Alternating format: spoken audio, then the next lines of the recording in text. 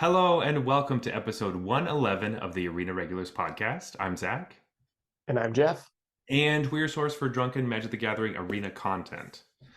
That's right. A couple of regular dudes drinking some irregular beers and generally talking about Magic the Gathering's online client MTG Arena. But tonight, it's a little different. Yes, it is our Drunken Vorthos episode. This is the second in our March of the Machine parts. So this is part two, chapters 6 through 10. So if you haven't listened to the first five, you should probably go find that episode. I think it was a couple weeks ago.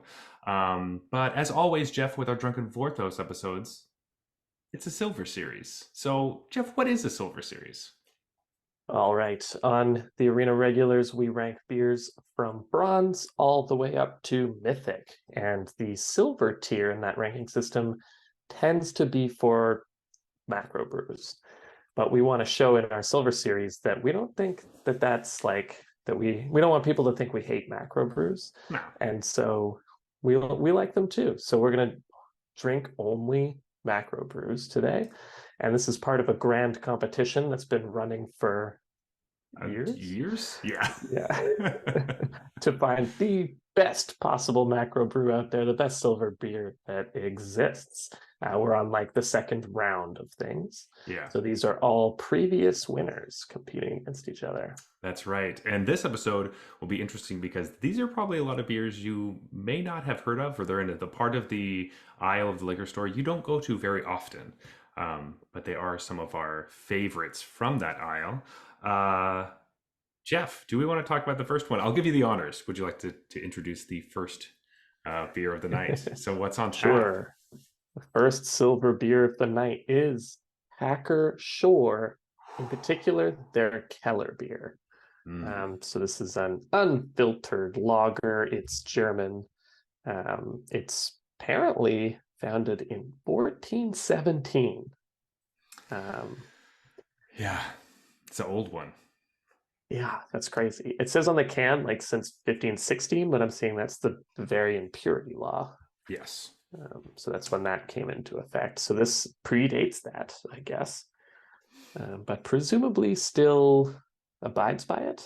Yeah, I believe so. It's 5.5%, and previously both Jeff and I rated this our silver one, best beer of the night, and it's the top contender. Now, I don't want to bury the lead, but like we've been thinking about this beer enough to be like, is it fair to put this in the series again? Because I feel like it's just gonna blow everything out of the water, but we'll have to see. Yeah, but then we wanted to drink it, so yes, it is in the series. Yes. We will do our best to be unbiased. Will we? I don't know. Anyway, let's crack this open. Alrighty. Oh, I'm just excited. I'm also happy it's right at the top, so that I like don't have to be waiting for it. I just get to go straight to the good stuff. Yeah, although sometimes it's nice when you have a couple of stinkers and then you have a good one and you're just like, oh yeah, that's what I've been waiting for. I guess you're right, because then sometimes you just go straight downhill. Yeah. Yeah. I will say, And they all should be pretty good tonight because they're all previous first or second place. That's very true. I will say, if you haven't tried this beer, definitely go look and try to find it. It's specifically the Keller beer, like we said before. Okay. Like I said before, this is the second part of our March of the Machine, Drunken Vorthos. So we're going to be picking up right when we left off, which is chapters 6 through 10. These chapters are also written by the same author that the original episodes 1 through 5 were, which is Kay Arsenault Rivera. So we'll be seeing how she ends this story. Jeff, are you ready to dive right into this? Oh, absolutely. Okay. So we are on episode 6, The Last to Leave.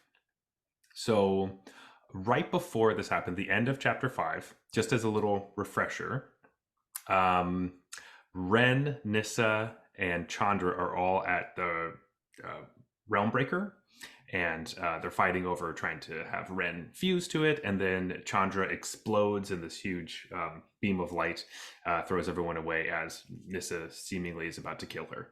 And that's where we left off. So the perfect place to start is in this random dream sequence where we are we are kind of like in an unknown area, though we quickly find out that this is, and it's fairly obvious also if you know anything about this magic story, that this is Elspeth having a memory slash dream of her experiences as a child, where she is locked in a dungeon. Her mother next to her is has been gruesomely killed.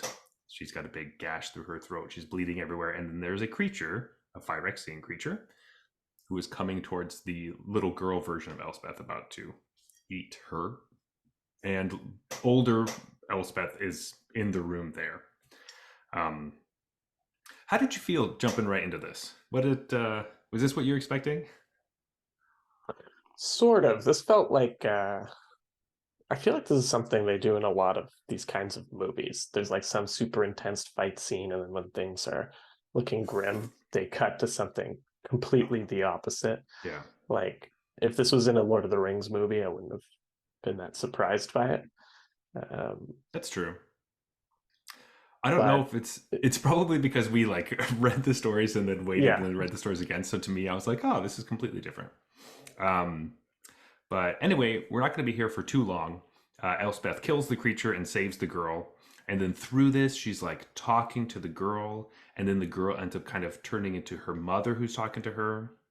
And she's just basically going through, like, last time we saw Elspeth, she grabbed the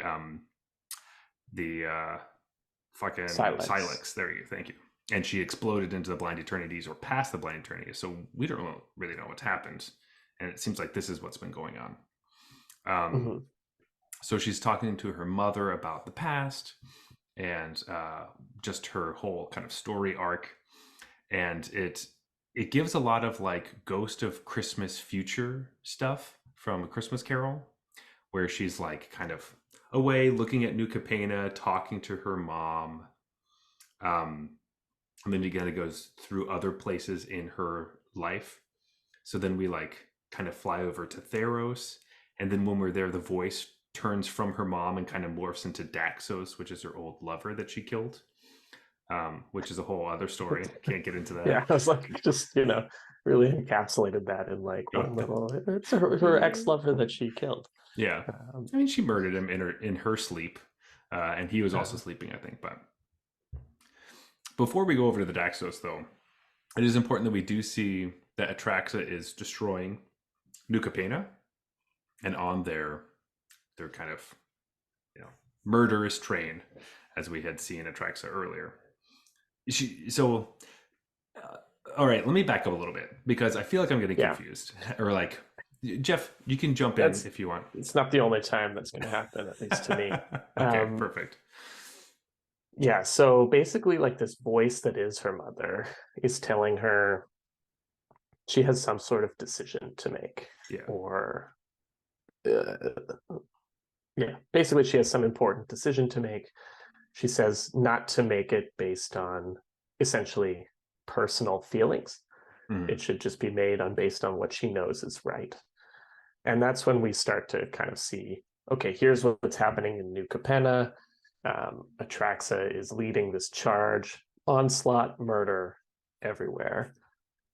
And so, I mean, fairly obviously, you get the idea that Elspeth is going to have to go help somebody. All of the planes are under attack.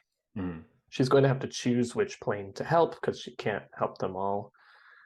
And we start by seeing New Capena. Then when we see Daxos, the voice goes from her mother to being Daxos. That's when we sort of shift our focus over on Theros. And is, I guess, why that's happening. Yeah, and so these are specific planes that mean something to her. So New Capena is where she first grew up. It wasn't what it is now. It was like a really sad, desolate Phyrexian place at the time. They got taken over, and that's why she's in the dungeon. And then Theros is, of course, a different place where she it's a place that she loved, and a huge through line for Elspeth is where is home? What is home? Where can I find it? And she's been searching forever, and that's it's just like a constant thing for her character throughout all of the stories of magic. As we are coming kind of on this closing arc for Elspeth, not just this story, but for this character even. And that's why we come over to Theros. And she's seeing how the gods have been Phyrexianized, and she's deciding whether she should destroy them, but how important it is it to stop the Phyrexian guides or gods on this plane? Will that really help in the grand scheme of everything? Is saving one individual plane really going to matter? And if you do, will it even stay saved? Yeah. And it's interesting in this one because they zoom in particular on like Heliod's temple, where Johnny is converting Heliod, presumably. He has some like priestess with a bowl of oil that he's forcing to do some sort of ritual.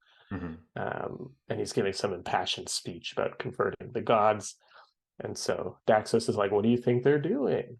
And finally Elspeth's like, oh, are they converting? Are they completing the gods? And then he's like, yes, but look harder. Which god is it? And then she realizes it's Heliod's temple. She's like, ah, shit, it's Heliod. Come on. Yeah.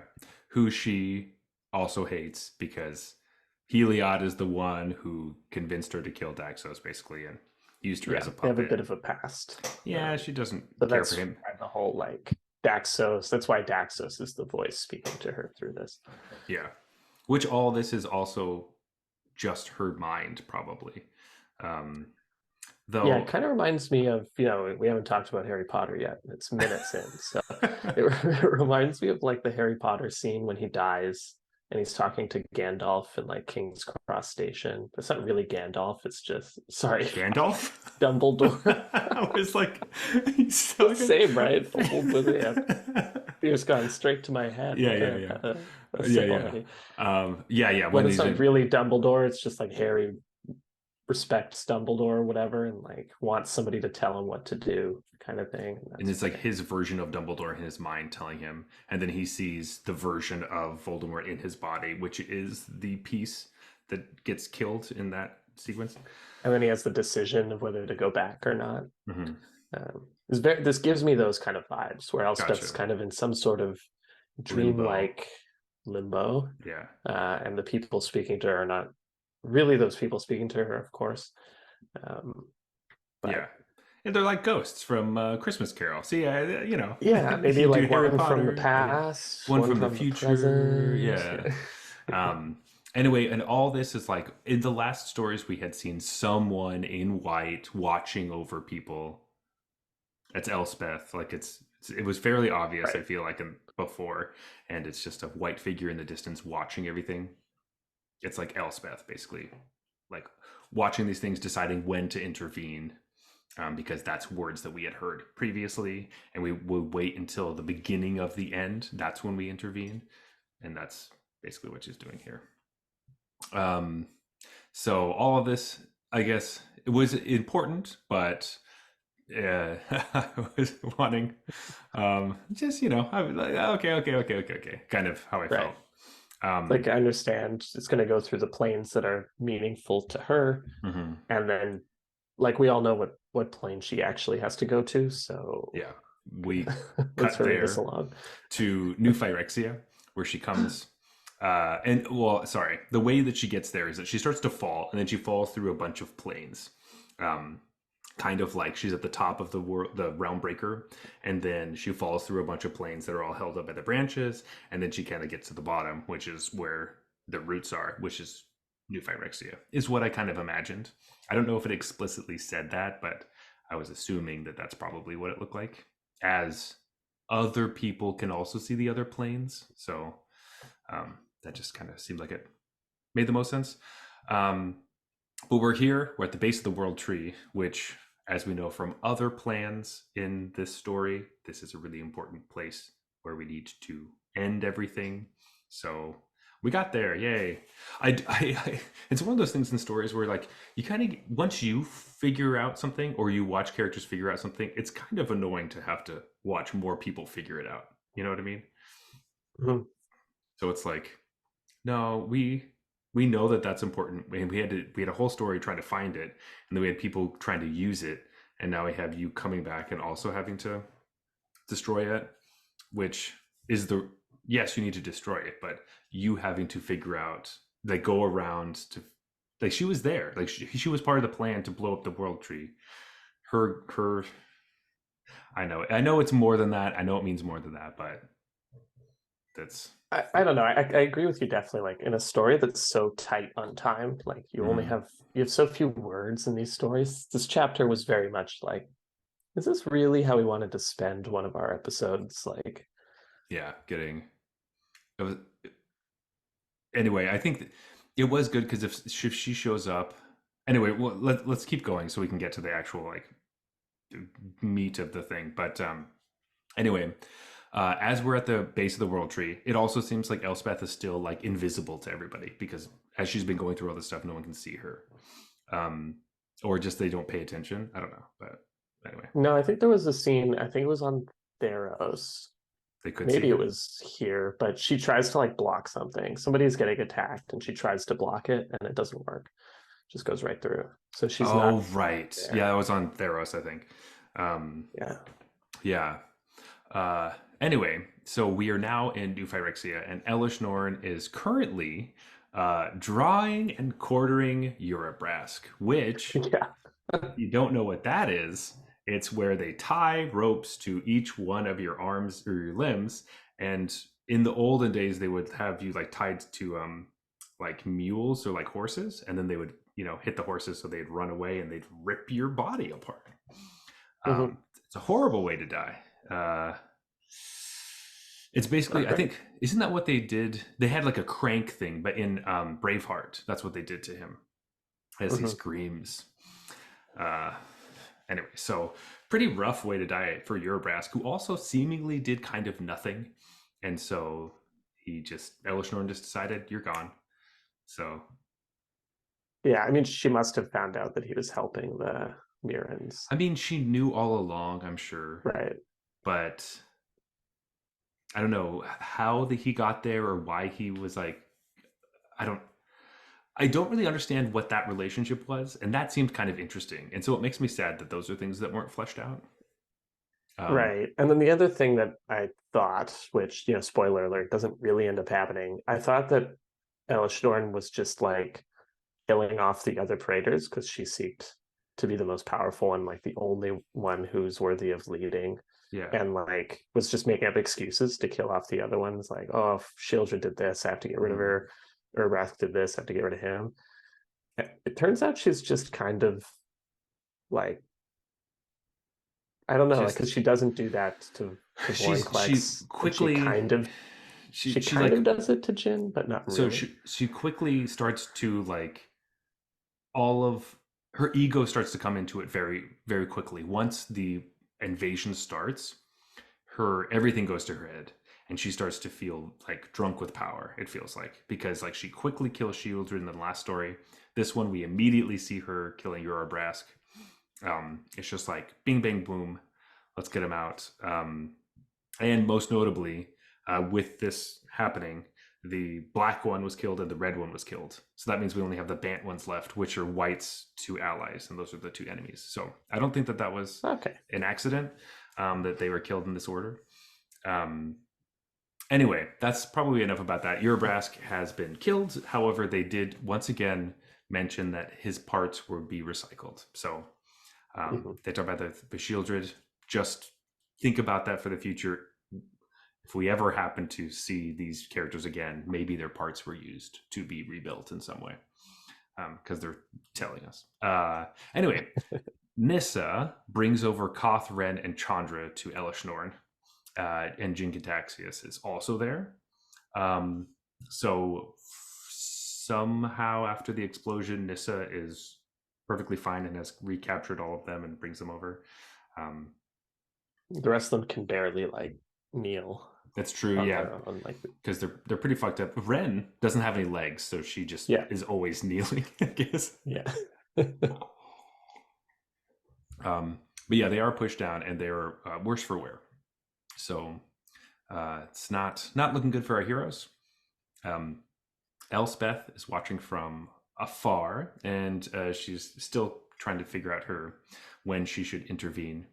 While Jin is ordered to kill Koth, and so he's like raising his claws up in the air, and then we get a full like time stop, which is what I thought was a very classic Saved by the Bell, Mhm. where where Zach Morris just snaps his fingers or whatever he does, and And everything Elspeth stops. thought was Teferi, and then was like, "Oh no, wait, no, it's not." Yeah, It's, no, it must be something else. Is it me? yeah, Kind of. So I don't really understand a lot of how this stuff works, but also why would it matter? It's all magic. So I yeah, think I should really just stop caring about that. Um, so yeah, what do we see next? What happens? We get like our thoughtful moment. yeah. And basically, it's time. It's like the time stops, and it's like TikTok, Elspeth. It's time to make your decision. She hems and haws pointlessly for a little bit about like logicking through the decision. Apparently, New Capenna can save itself. Mm-hmm. News to me. That was news to me in this chapter. But apparently, Yeah. they're going to be totally fine. No need to help them. Um, Felt like the exact opposite was true, but But okay. we'll see. We'll see. Yeah.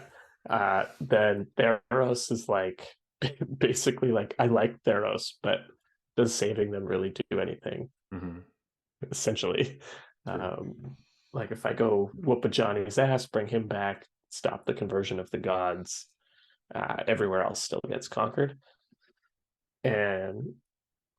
And then she's like, okay, I guess it's New Phyrexia is where I go. Mm-hmm. And there's a weird scene where everyone like fades out gray except Ren and Nissa. And Elspeth is like, okay, I understand that I have to help Ren get to the Realm Breaker. That's important. But why is Nissa like being pegged as important?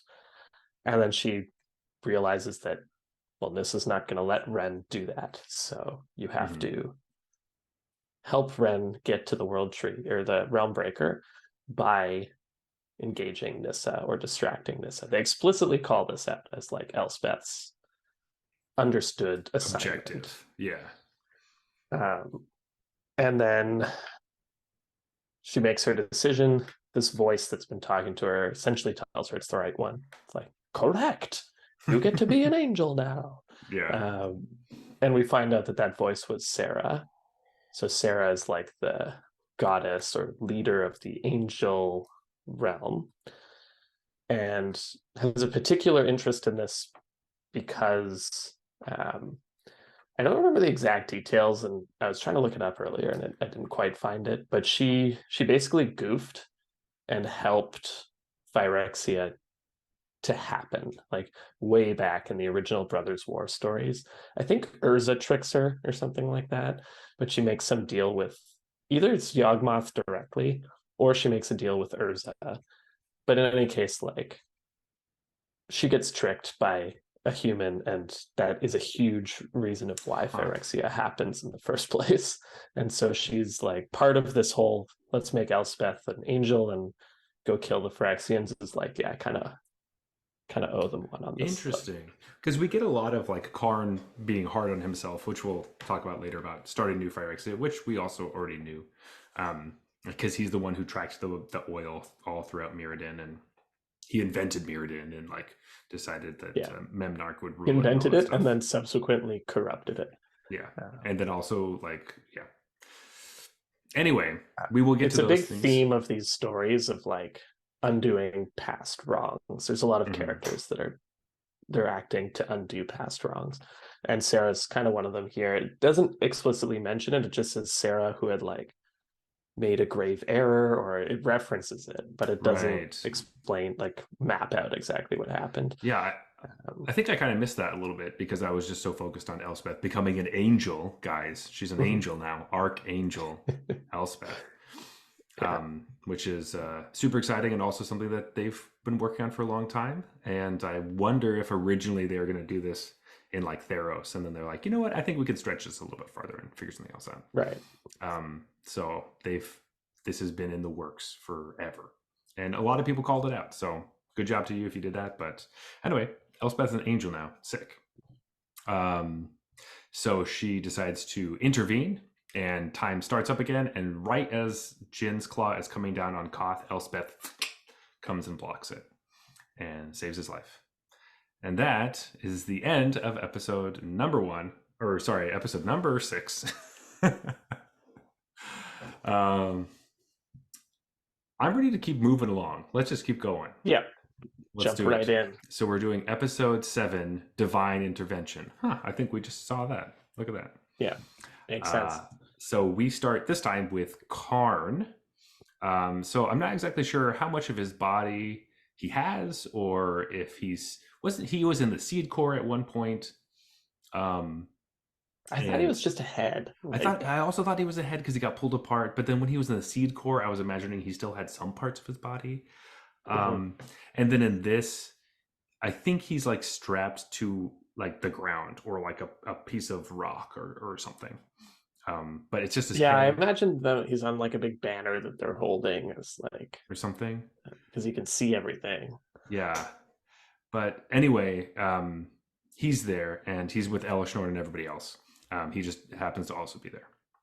So, and this is part of where he's going through his thoughts and remembering, oh, I fucked everything up. I'm the one who created New Phyrexia by tracking the oil everywhere, and Venser sacrificed himself for me, and like I don't deserve it, or blah blah blah.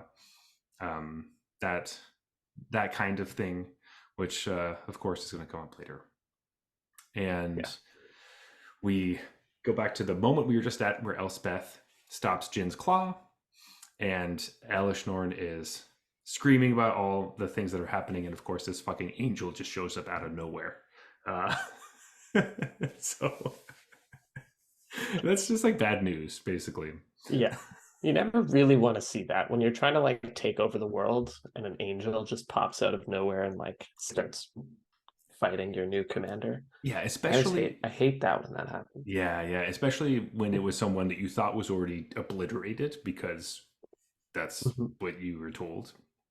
So that sucks. So I love this part. So Elishnorn immediately decides that she's going to start fighting this angel that showed up, Elspeth. So she stands up in her throne, but she stands up so fast that the throne falls over and hits like it kills a couple of her choir members. Yeah. It just like crushes them. and it tells me two things. Her throne is outrageous. If a chair could topple over and kill two people, it's a ridiculous chair. But also she just gives no fucks. It explicitly the other Phyrexians. It explicitly says that she like wouldn't even care if she could hear their screams. She's just like not paying attention. It's unclear whether she heard them or not, but it doesn't matter. Like she wouldn't have cared anyways. Oh god, I thought that was great. So because of this, Jin starts running away because Elishnorn is like starts throwing pieces of her throne at Elspeth, so that distracts her. And then Jin Kataxis can run away because he's kind of a little bitch commander. I mean he's blue. It's not for combat, Does he have any of the abilities where you just like discard your hand and you put him in your hand, or discard a couple cards and draw them back or something? Is there any like weird? I don't know the newest one. I don't think the last one did. No, I don't think they have things like that. That's that dinosaur. But anyway, so as Elishnorn is throwing these pieces of her throne at Elspeth, she's blocking it with her wings, and they just kind of like break into pieces of rock. So then Elishnorn is just like, all right, throw everything in the kitchen sink at her. Just like fucking whatever it is. Like more pieces of throne, rocks, other Phyrexians, like her choir members. She like rips off Vorinclex's horn and throws it at her. And throws that.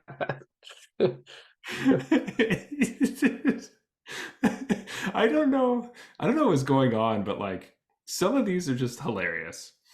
So I Um, forgot about that part. So she does kill two praetors and then maims Vorthos. Let's see if she yeah, can, maim one more praetor. And then she's yeah, 4 for 4 on and then removing limbs from the other from the other praetors. Praetors, jeez. Um, So, oh man. Uh, anyway, now that Elspeth is in her archangel form, she has now got healing powers. So, Jeff, who does she go heal? And what happens next? well, she goes to heal Chandra, of course. Mm-hmm. So she sees, like, basically at this point, Chandra's messed up. Like, even when she had to kneel in front of the Phyrexians, they were like, she couldn't do it really on her own. So obviously Elspeth is, getting random shit thrown at her. It's kind of bouncing off her wings, and she's like, "Let me just go, like, put a band-aid on my friend while this maniac is throwing everything they can find at me to try and kill me." Um, yeah, so basically she just goes over to heal Chandra, and then we have like Koth is invigorated by this, I guess, and so he does like a I don't want to call it a ground pound because that makes me think of Mario, Yeah, but like it's like a he down B. punches. It's definitely a Yeah, down B for sure. yeah. If this was a Smash Bros. Game, Yeah. this would be his down B. Uh, it's like or Jax from Mortal Kombat. I could see him doing this Mm. with his big arm. Yeah. Actually, Koth is Um, just like Jax. That's perfect. yeah. Um, So, anyways, he punches the ground, and that like sends this magma quake out of this like ripple in earth towards the Phyrexians. And this is supposed to be like, I don't know, the big thing. yes, we're Yeah. back in this thing, but there's still only like 10 of us Hmm. and thousands of Phyrexians. Because there are some Mirrans with them as well, and most of them are like there's like you said, like 10 of their Yeah, army have survived. Also, Malira is there, but they just don't really mention it until later. But keep that in mind that she's yeah, also like she's still around. there. Um, Yeah, she was one of the prisoners. um, and then we have a moment where Karn decides, "Oh, I can't give up," and then that is also bookmarked with Ren also decides that she cannot give up, which is um, just a, I guess, fun way to now we're in Ren's mind, while Karn and Ren have the same idea, which is a fine Right. idea, I guess. It's, it's, It was okay. it was okay. I think Um, that it just felt, because they used the exact same sentence, just yes. Karn and Bran. But in order to do that, the sentence was kind of lame. It was like Hmm. Karn decides he cannot give up. Yeah. Ren Ren decides decides. cannot give up. So I didn't like that very much. Yeah, It made me laugh in like an awkward, oh, yeah, exactly. kind Yeah, of way. it got a chuckle, but not like the good kind. Yeah. It Like in a, was oh, okay. Um, anyway, so Ren tells Chandra that she doesn't have any legs, so Chandra has to pick her up. I love that. It's like, hey Chandra, I don't have any legs. So Because we need to Chandra's kind of fucking like, go. okay, go for the world tree, I'll cover you. And Yeah, Ren's yeah. like, dude. I don't have legs. Yeah. I just thought that was hilarious. And so as that's happening, Chandra picks up Ren, and Koth is using his like rock powers to grab Karn off of the slab. So that's where I thought that Karn was on a slab. Koth uses like he has like Nahiri powers too, I guess, where he can like move rocks and stuff. Um, Yeah, I don't know. This is one of those things where like things just happen, and it's like kind of in their ballpark. So like, sure, yeah, he can move rocks, I exactly. think. Yeah. Um, or he, I don't know if he used like his magma to shoot the rock towards him because that's usually what he does. He's like lava guy who also cares Yeah. about mountains, Magma I is like guess. fire and rock, I guess. So Yeah, mountains, volcano. He was like a volcano, I guess. it's just one of those things that like Chandra can never cast lightning bolt, but Jaya Mhm. can cast lightning bolt because she's like electric, and that's why she does lightning strike. And if Jaya, well, she's not in the set anymore because she's dead, but She did. she did. But if she is, we can have lightning strike. But if Chandra's in the set, we can't have lightning strike because she can't cast lightning strike. It's one of those weird, like there's articles about this. You can go find them where Yeah, they, like yeah. Wizards talks about. All right, so this is what we think about adding certain cards. Imagine being a play designer and being like, okay, let's just add Lightning Strike to it. They're like, nobody can cast that spell, so no. Nah. You could have a strictly worse version that only hits creatures and is fire, and they're like, Yeah, okay, oh, yes. I guess what? Oh, they're like Chandra's in this one, so you can only use fire. Oh, okay. But Lightning Strike would really balance the set a lot better. No, It's no, like, no, no. no, no, no, Chandra no. can't cast lightning. You're not listening. Like this doesn't make sense. Anyway, quick tangent on play design stuff. So, Karn is now with us as like because Koth is running using his rock powers, keeping Karn with them, and Chandra is holding Ren. And now they're running to the Realm Breaker because that's what they need to do, and that's how you save the world. And as they're going, Ren hopes that she can connect with Teferi soon because she needs his help. Now she can't connect with him until she fuses with Realmbreaker, or the invasion tree is another. I think they use that word mainly, the invasion tree. Yeah. So I guess it like amplifies her like singing powers as a dryad. I don't know.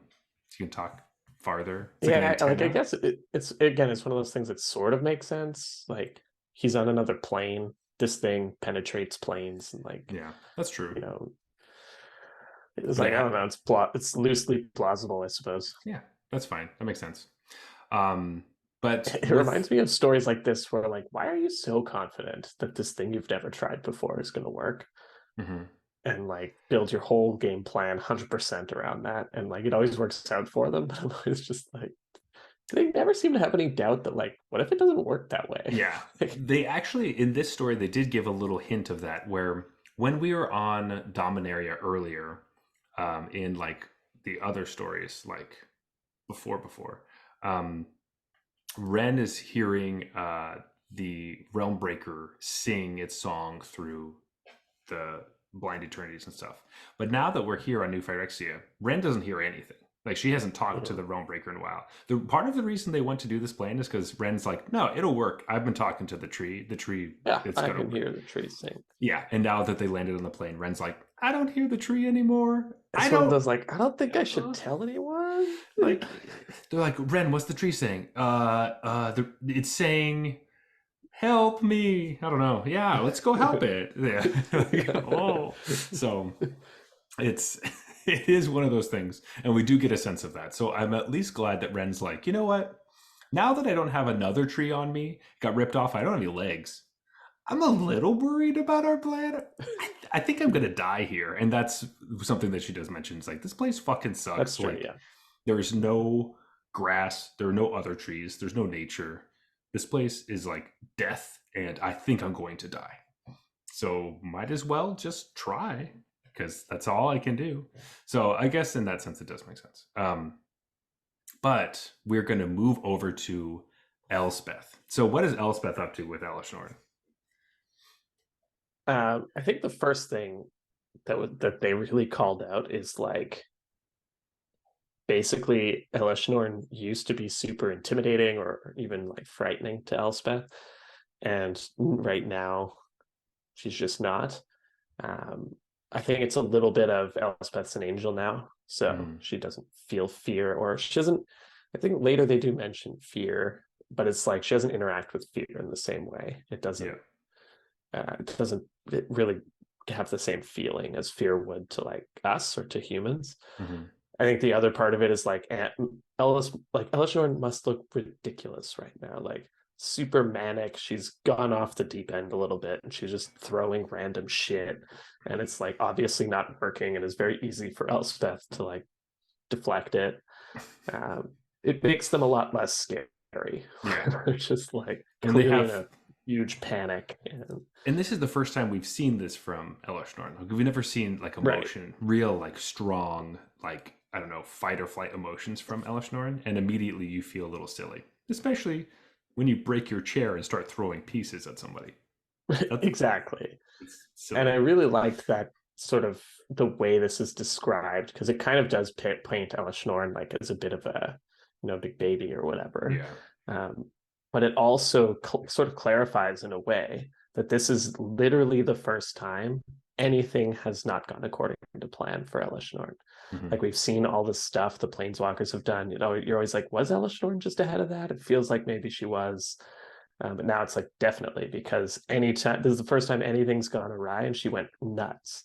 Yeah. So clearly nothing has actually gone against her plan so far. So everything the planeswalkers done, all of that was literally what she planned. Um, so it's Yeah. kind of like it's not mentioned, but that's the subtext of it, of like the reason, the fact that Elishnorn has always been, that cool, calm, and collected, or like kind of toying with her food kind of attitude was what she had before.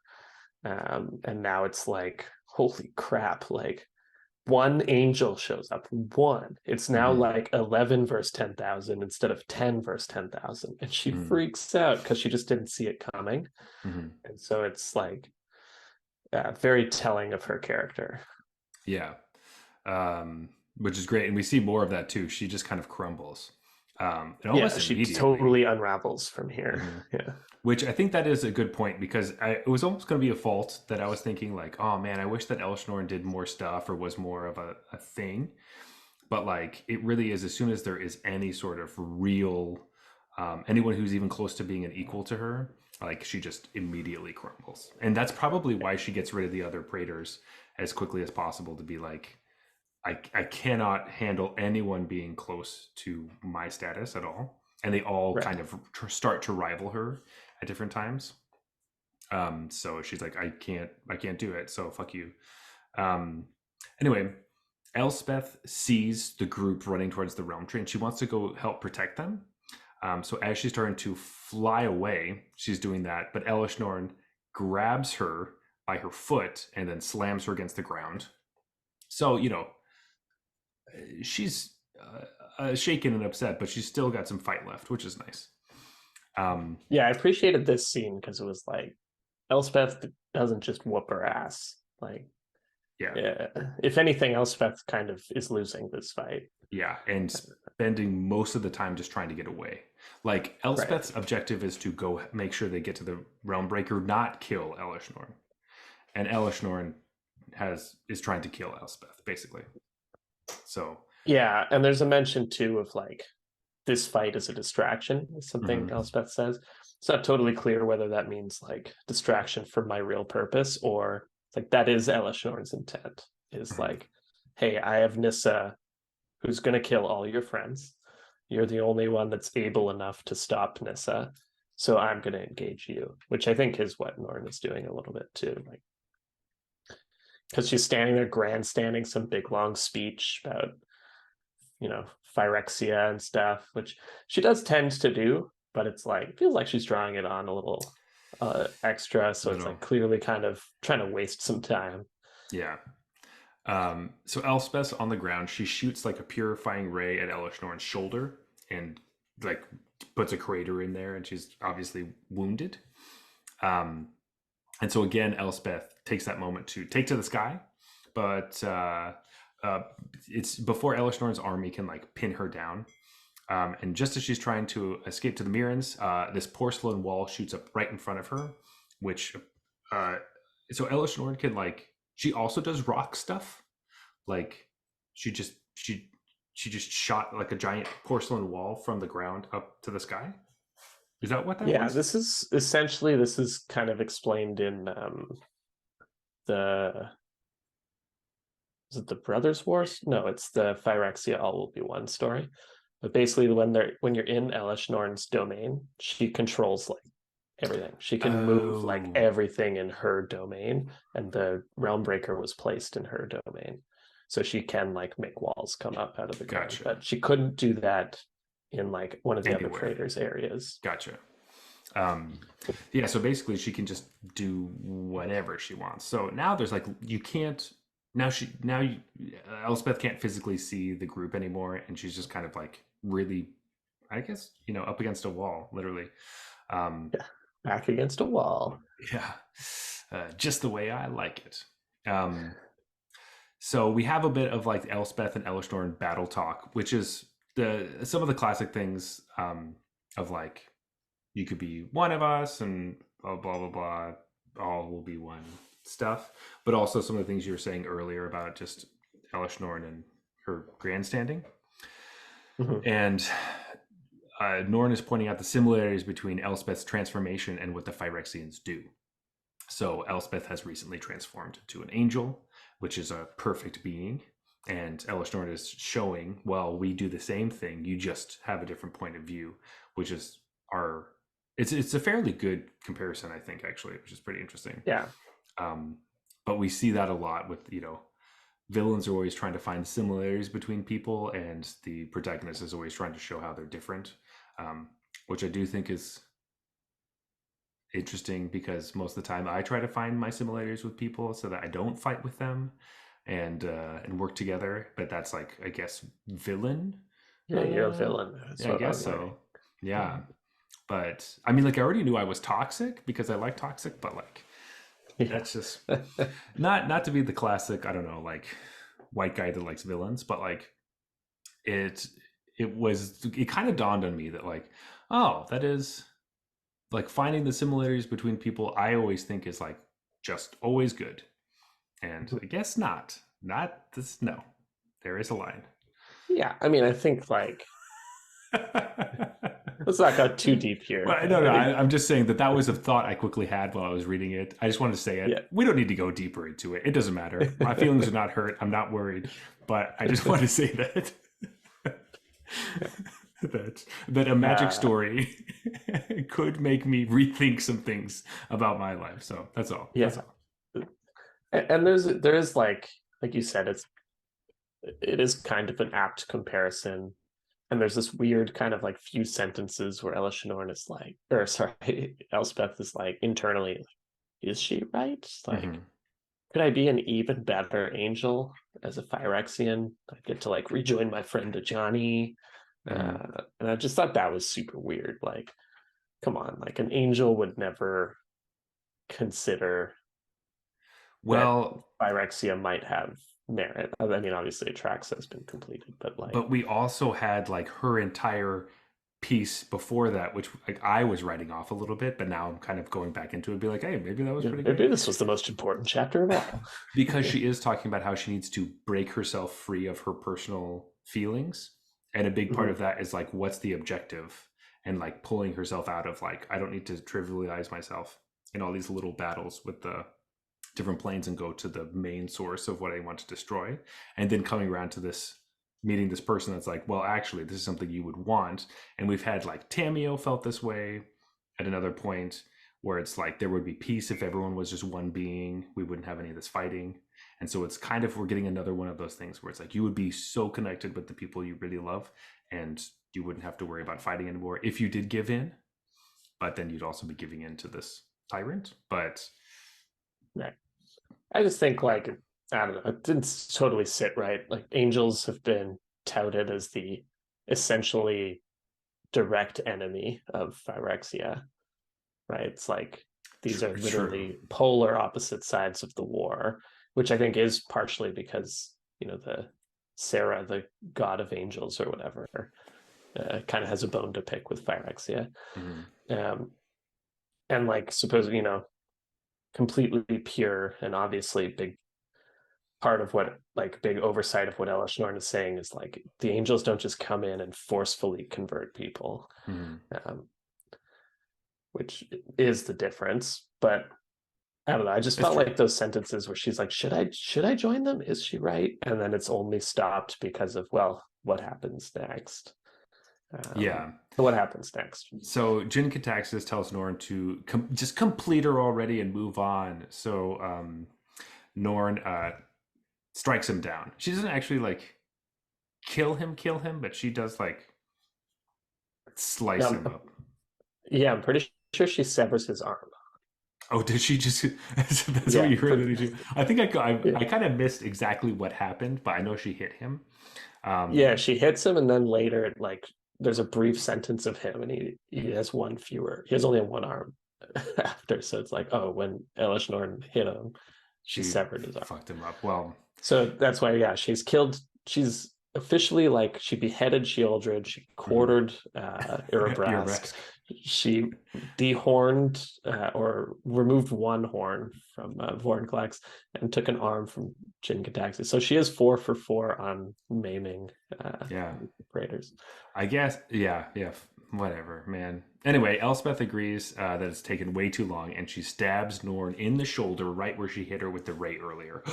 Wow, look at that. So maybe Smart. you shouldn't be like slicing up your own team, and somebody won't stab you in the shoulder, idiot.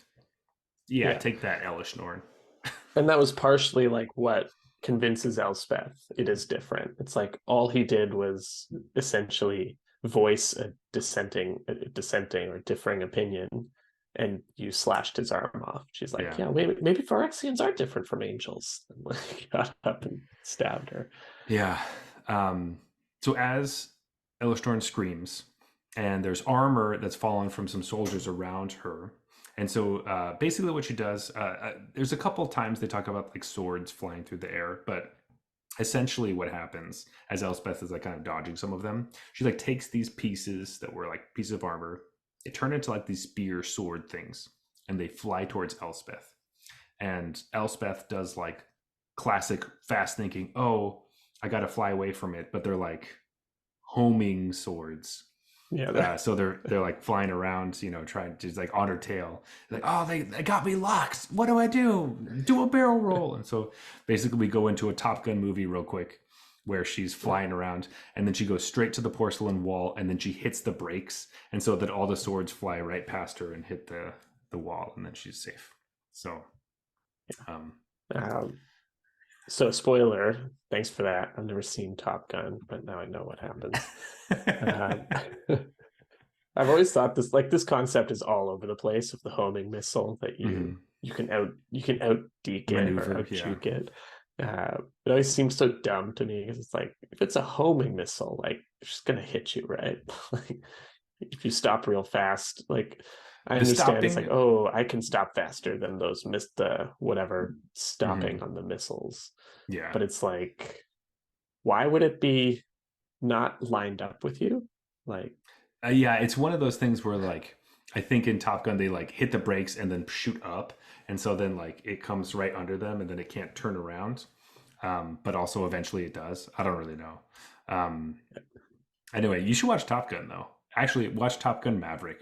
Well, sorry, watch them both, but Maverick is, I think, better. Honestly, so I should watch Maverick first.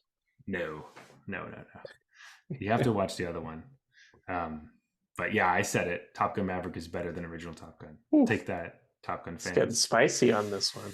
Yeah, that's really the hot takes that I got.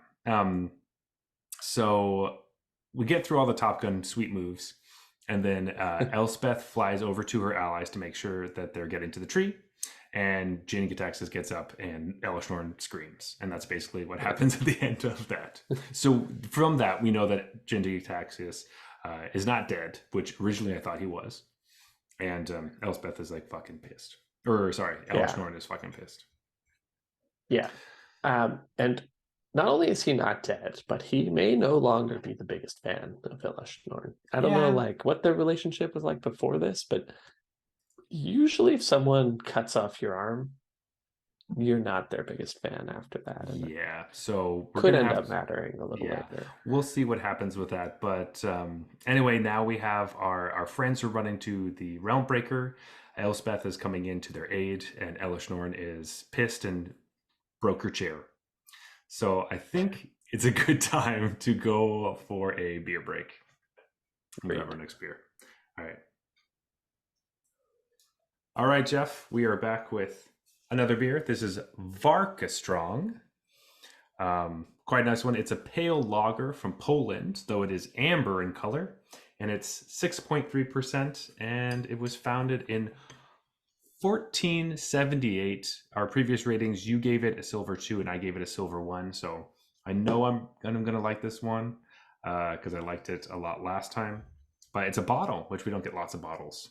So yeah, let's crack it open. Let's go for it. Okay. Nice. Ooh, got a guitar on yours. Is that a Oh yeah, it's guitar on my on your keychains. Have keys? Nice. a little Stratocaster on there. Ah, very cool. Oh, it's got a nice color to it. See, it's these first two are the hard ones for me. I mean, I obviously, you know, said that they're silver one, both of them. But the colors are just different. I don't know if it's the color that gets me like, oh yeah, this beer's great or what, but I It's true. I'm a sucker for amber colored beers. mhm. I don't know if it tricks my mind. Um Into just assuming it's good. yeah, it's just like, oh, that's a good beer. Yeah. Uh anyway, oof. Jeff, let's get back into it. We are in episode 8, Renin 8. Oh, I think I know what's going to happen. I have no idea what could Hmm. possibly happen in this So it episode. used to be Renin 7, but then they burned that tree down. Ren doesn't have any legs, and there's only one tree around. Well, not to You spoil anything think for you folks, but you think that that's why episode 6 was just like an Elspeth dream is because they the wanted author it. needed this to be episode 8. I mean, like maybe, but now as I've had a couple more beers, I'm like, oh, that one wasn't so bad. Um, Yeah. Not that I thought it was bad at all, but like I do like the episodes where they start immediately where we left off instead of kind of skipping some pieces that seemed kind of exciting and important, like Right. the entire climax of that other chapter. But that's for the end of the episode. We'll talk about our grievances then. Um, we Oh no, are I'm gonna like chuck them through. I'm gonna spread yeah, them out throughout the whole episode. perfect. But we're gonna keep moving right now. So All right. we are with Ren as she is being carried to the Realm Breaker, and Ren thinks about how horrible Phyrexian is. This is where she thinks that she's too weak now that she doesn't have 7, and she thinks that she's probably gonna die. It's in these moments as she's like, I'm just imagining her just like holding on, or like I guess she's like this, she's like Yeah. holding on to Chandra, and Chandra's like carrying her, and she's like, I think I'm gonna fucking die.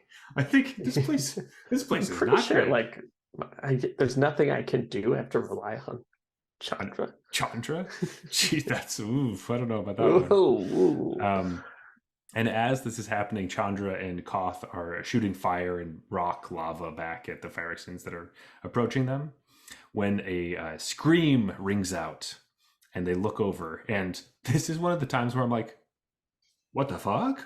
How long has she been here? Yeah. So this chapter has a lot of what is happening. Mhm. I thought one thing was happening and then something else is happening. I'm not totally sure, but yeah, Melira gets impaled. Yeah. I would like to mention that I'm pretty sure this is the first time we mentioned Belira in like all the times we've been here. I thought it was Yeah, except like what in episode 4 or something, Melira's just like kind of there. yeah. She was like, yeah, in the whole 10 chapters. But I meant like in the Yeah, ones we've talked about tonight, they don't yeah, mention her by name, being with Koth, no, and it's just like, oh, nope, here's the 3 important ones. And yeah. then now it's like, oh Here's the three. no, oh shit, I forgot to write Malira. Malira is also there, and I don't know, she gets impaled by Nissa's vine. Yeah. So anyway, Malira gets fucking shish kebabs. Man, Um, that's what it's like being in a magic story when you're not a planeswalker, right? Like you don't even get mentioned. You're like, dude, I was there the whole fucking time. I worked so They're like, hard. everyone's like, were you there? Yeah, I don't really remember. Did you planeswalk there, or were you just kind of you're just stuck on wherever? If we go to your plane, we just assume you're there. Yeah. She's like, I'm But kind of important and like the only one who yeah, can heal Phyresis and like super immune to it and stuff. Everyone's like, oh, Belira. you jokester. Yeah, you're always just around. Anyway, so she gets stabbed by one of Nissa's vines, and so Koth makes like a molten barrier to keep Nissa at bay, and Chandra keeps running forward to get to the realm breaker.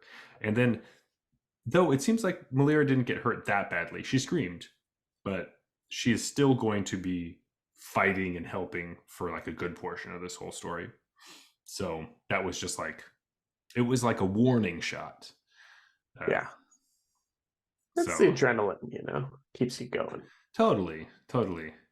Uh, anyway, um, Ren is worried, thinks to herself, oh no, Nis is attacking us, and Chandra could easily kill her or hurt her or like fire her, whatever. But Chandra, I don't think. Fire. Yeah, You're fire. fired. You're fired. That should be a whole sketch of like Chandra. This is just As, like, oh as no. Chandra should be like the boss in an office. And Yeah. be like, you're fired. Anyway, so this is the beginning, or sorry, the continuation of people worried that Chandra won't be able to like, it's going to come down to her and Nissa, and Chandra's not going to be able to cut it. She's not going to be able to do it. Right. And so, but it feels very. Prove them wrong, Chandra. Prove them wrong. Yeah, I just also think that it's just like, huh. Like I guess this one makes sense, where it's like, okay, we're getting attacked right now, and I hope that she can do it because they had mentioned earlier about that, but I think there's another point where like Elspeth is like flying and she sees it might be right after this, but she sees like Nissa and Chandra, and she's like, man, is that Nissa? Doesn't she like Chandra? Or sorry, is that Chandra? She likes Nissa, right? Like, Yeah. I hope that she'll be able to fire her at It some gets point. mentioned so many Yeah. times. It's just like, what the fuck is that? Like, we don't need Elspeth, who's like, I kind of know who this planeswalker is. Doesn't she kind of have a relationship with that person? Isn't that a thing? Yeah. I wonder if she'll be able to like deal with that. It's like, you don't think of any of those things. Shut up. You're fighting somebody else. What are you talking about? I heard it through the Blind Eternity's grapevine that Yeah. they kind of had a thing. So Or whatever. It's just and that's why I was like, this one seemed just like, oh come on. Like, I get it. Chandra's not going to be able to hurt Nissa. Like, I know you told me like a bunch of times before this, and like every story ever. Like, Chandra thinks it herself. Someone else calls Chandra out out. for it, and then 3 other people think it at key moments during a big war. It seems like WotC wrote it on like Chandra could kill Nissa, but she has reservations, and then like put a big star next to it, like 3 or 4 stars to be like, hey, mention this a bunch. And so then she has to like add it in. It's just, and I just love the idea that like they just tell us Chandra is more powerful, but it's like, I don't know. If I have to evaluate on average, the average Nissa Planeswalker card versus the average Chandra one, pretty sure Nissa's gonna whoop Chandra's ass. I think so. So anyway, it's just like, anyway, I was just rolling my eyes at this point. It was like enough. Enough's enough. It doesn't have to be every episode. Yeah. So like even in Elspeth's episode, hey, she gonna be able to? Yeah, it's just like fucking. Just come on. Anyway, so Chandra is running, and then her ankle gets grabbed by Nissa, and so now Chandra's dangling upside down. But as that happens, she like throws Ren. And Ren like falls onto the ground, but then gets quickly scooped up by Mirren, who then gets hit by something so that he throws her, and then another Mirren catches, and then he's running and then gets hit by a spear, and so he throws her, and then Balira ends up catching her, and now they're running to the Realm Breaker, which just felt like the last play of a Dolphins game. Like that's basically this whole thing felt like that. Where they're just like, chucking the ball, lateral throw passes all over the place. Yeah, it has a very rugby feel to it. Yeah, but a little bit more like it wasn't part of the plan, like. Right. Oh, yeah. Okay, so that's true. That's where rugby. Rugby is like, yeah, this is what we lined up to do this, and the Dolphins is like, I don't know, let's just try. And then people are just getting absolutely hammered, but they're ditching the ball first. Yeah. And the reason I specifically said the Dolphins is because they actually like have scored touchdowns that way and won games from stupid shit like that. So, so there you go. Are you implying that the game is going to be won here? They're going to get to the Realm Breaker. I thought that was very obvious from the title. Maybe. Okay. No spoilers. Right. Sure. All right. Anyway, I would like also to point out that like Nissa's holding Chandra up by her foot with her vine, which we also had Kaito in the last story held up by a scroll by Tamio, and Elishnorn held up Elspeth by her foot. So this is just Yeah. like a thing that's used a lot by this author. Yeah, I wonder if the intent here, and this might be like reading too much into it or giving too much credit, but I wonder if the intent is like they all do the same thing because they're all Elishnorn. One. Okay. Actually, no, that makes a lot of sense. I kind of wish that we saw it first with Elish Norn, so it felt like her Right. thing, and then everybody else did it, so it Instead of felt having like. to like think back to Kaito and be like, is that intentional or is that a mistake? Or was that Like, just a Tamio thing? Yeah. right. So Here it made me think of it. They did it like literally back to back stories. I read the stories back to back, and I was like, mhm. an ankle grab again? And I was like, oh, of course, because this is really Elish Norn. Jeff, I'm glad that you're here because I would have chalked that up to shitty writing, but I think you're actually right, and that sounds much more interesting and a better way of viewing it. So I will view it that way now. Thank Yeah, you. we'll assume positive intent. We'll give them the benefit Yes. of the doubt. And that's why I have you around, because I go Yeah. dark real fast, real deep. You Um, suck. fuck. Um, anyway, Assuming you're so reading it on actual yeah. piece of paper for some reason.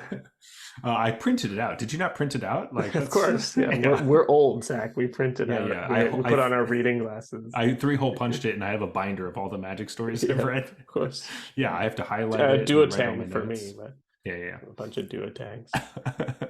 um, anyway, Malira and Ren make it to the Realm Breaker as Nissa starts choking out Chandra, which that's a Oh, they were lovers, so I don't know if Chandra spicy. It's likes getting that fiery. or what. Yeah.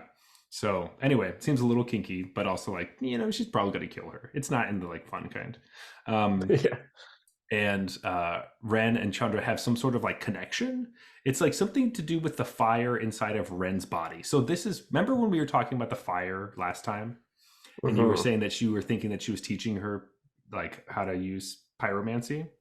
I think it is physically a fire that's inside of Ren that like she's trying to keep alive, and like because there's a lot of art that shows that too in the new set. It's like literally a fire inside her, like of her trying to escape. Yeah. So But I still maintain that Chandra was teaching her how to like control fire. well, yeah, no, she for sure doing that. I just was confused where the fire was. It never seemed like a Yeah. real thing, and it just seemed like a glowing thing, not necessarily a flame. But because there's fire inside of her, Ren can talk to Chandra like almost telepathically, similar to how she's a dryad, so she can talk to trees telepathically. And I guess now, like, she was red green, and Mhm. now that she's learned to control that fire, she's green. She's green. And now that she's combining with the Realm Breaker spoiler that's happening right now, she's oh my god, another spoiler for the same still green. I thought she might have got a little black in there, but I guess not. Yeah. Nah. Anyway, nobody wants to play green black, Zach. They can't do that. Yeah, I don't know. They need more planeswalkers that work with Tyvar, which I don't know. Well, maybe you're going to talk about that card next week. But Oh, I'm going to talk about this card. yeah, I'm pretty. I read it. I was like, this is a fucking Jeff card if I ever read one. So with that, there's a flash of light, and Elspeth shows up and saves Chandra from Nissa choking her. Hey, right on time. It is the kind of thing that feels weird where like it almost seems disjointed where like I'm sure that these two stories were happening on top of each other so that like while Elspeth is fighting Elishnorn, all the shit with like the Nissa and the passing of Ren and all that stuff was also happening. So right when Elspeth leaves Elishnorn, she comes and finds Nissa with Chandra. But the way it's written, it doesn't feel like it. Right. So I'm just going to decide that that's the timing of how it worked. I think that's the intent. Yeah. I think this is why Nissa, like they pointed out to us explicitly, Elspeth's goal is to stop Nissa from interfering with the Realm Breaker plan so that they could have this big battle with Elishnorn and kind of convey that Elishnorn's just trying to stall her from that goal and she's trying to get over to that goal and gets there just in the nick of time, I think is the intention here. Yeah. So Ren also needs Chandra's help for the Realm Breaker so that she can control her fire so it doesn't go out. Because I think if her fire goes out, she might just die. Like I think that might be part of it. So like, Hmm. especially controlling it as Which she is why goes she through. wants to, yeah, control it, not Hmm extinguish it. yes. So it needs to stay strong and it's in there burning. And Chandra's the only other person she knows who like has a fire that burns, but it's more metaphorical in Chandra. Um, and then becomes physical when she erupts or whatever. So Ren is basically going to cleanse the realm breaker as she merges into it. And so as she's going into it, all of her thoughts start turning into like horrible, evil thoughts of like, get the fuck out of here. And like, I don't want you in me. It's very invasive as she's like controlling this thing, which always seemed kind of like a dryad, like a weird Ren thing where it's like, you just like take control over things and like bend it to your will. It always seemed a little evil. And when I first saw the card, like when Ren and Six was previewed, it looked like an evil card, and so that Yeah. she's this really nice, great person, it's always felt a little strange to me. But and this continues that where it's like, yeah, you're really good and stuff, but this thing didn't want you, and you are forcing yourself on it. Um, but through that, she like looks through all of the different layers of the invasion tree, she calls it, and then it says that it wants to be the realm breaker. And so she's like, okay, fine, you're the realm breaker. And then she finds like a little saproling, and that's like her, that's like the little seed of like, this is what the tree really is. And so then she takes that and helps it grow and grow and grow. And then that's really what she's fusing with. And that is referred to as like eight. So the realm breaker is like the Phyrexianized version, and the saproling is like the the tree inside. I think. I kind of, Yeah. that's what I thought. This is the part where I was like super confused about what was actually happening because I was pretty sure this is all somewhat metaphorical, Yeah. like kind of like the fire inside Bren. Is it real or metaphorical? Now I think it's real. But then like that fire was trying to escape and it was burning stuff, and she didn't want it to burn her. And that's when Chandra's like telepathy was helping. Um, but then she like came across a bunch of trees or like trees sprouted. And I was like, are these really sprouting? Or is this like a Yeah. metaphorical tree sprouting inside the realm breaker? It's Is like this subconscious. is this also But when she starts to hear all the trees from all the different planes too? Like she hears the one yeah, on I Innistrad think and like that's right before she finds the sapling, all these other trees sprout, but mhm. then there's still the fire going. It kind of reminded me of the werewolf battles a little bit, where I'm like, I'm not sure if we're in real life or metaphorical anymore. Yeah. Like, are I trees think sprouting on New Phyrexia? I think not, yeah. but No, but it's also that if she's fusing with the realm breaker, then she is connected with every plane, and every plane has trees on it. So so it's all of like vision into another plane. But she's it's like, like seeing all the planes at the same, oh well, specifically all the trees on all the planes at the same time. Um but she had to like find them, so she's rooting for them somehow. or branching. I don't know. Is it a bit of a Those stretch? are both tree puns, by the way. I I said just rooting and you said branching. So, that was not an uh, accident. no, mine was, but yours Okay, wasn't. yeah, I heard that. Anyway, um, ultimately, it doesn't super matter. All we know now is that Ren and 8 is the Realm Breaker slash Saproling. That is, so the Saproling is like the good part, and that part is growing and changing the Realm Breaker into a good thing. So now it's getting like unphyrexianized, basically. Yeah, and it's growing super fast. So this is the Yes. part that like I think is meant to address the concern that you brought up earlier that she's like normally if I see a tree that young, I like let it grow and do its own thing and become its Hmm own person or its own tree before I would meld with Take it. it. Yeah. So it sounds more like her melding process is like, do we agree? Are we gonna? It's symbiotic. Like, are we Gotcha. gonna do this thing together? Um, this one is forceful because the tree is evil. Yeah. Uh, And then she finds the good inside of the tree, and then Right, It then which helps presumably that is like the grow. world tree's baby. Like whatever they took from the world tree Yeah, is sort of that's what the sapling represents, is like a baby world tree. totally. And she helps that grow. Um, Also, it's important to know that Ren can't move now. Ren is just part of this tree, and it's too big to sprout legs and like walk around, which Right. is what she normally does. So And it's like blasting through the blind eternity, right? yeah, So it's huge. It's because now essentially the multiverse is called time because, or like a bigger version. yeah, So it's it's a just super world tree. it holds all It's the an Eldrazi tree. eh, sure, kind of. Anyway, um, there.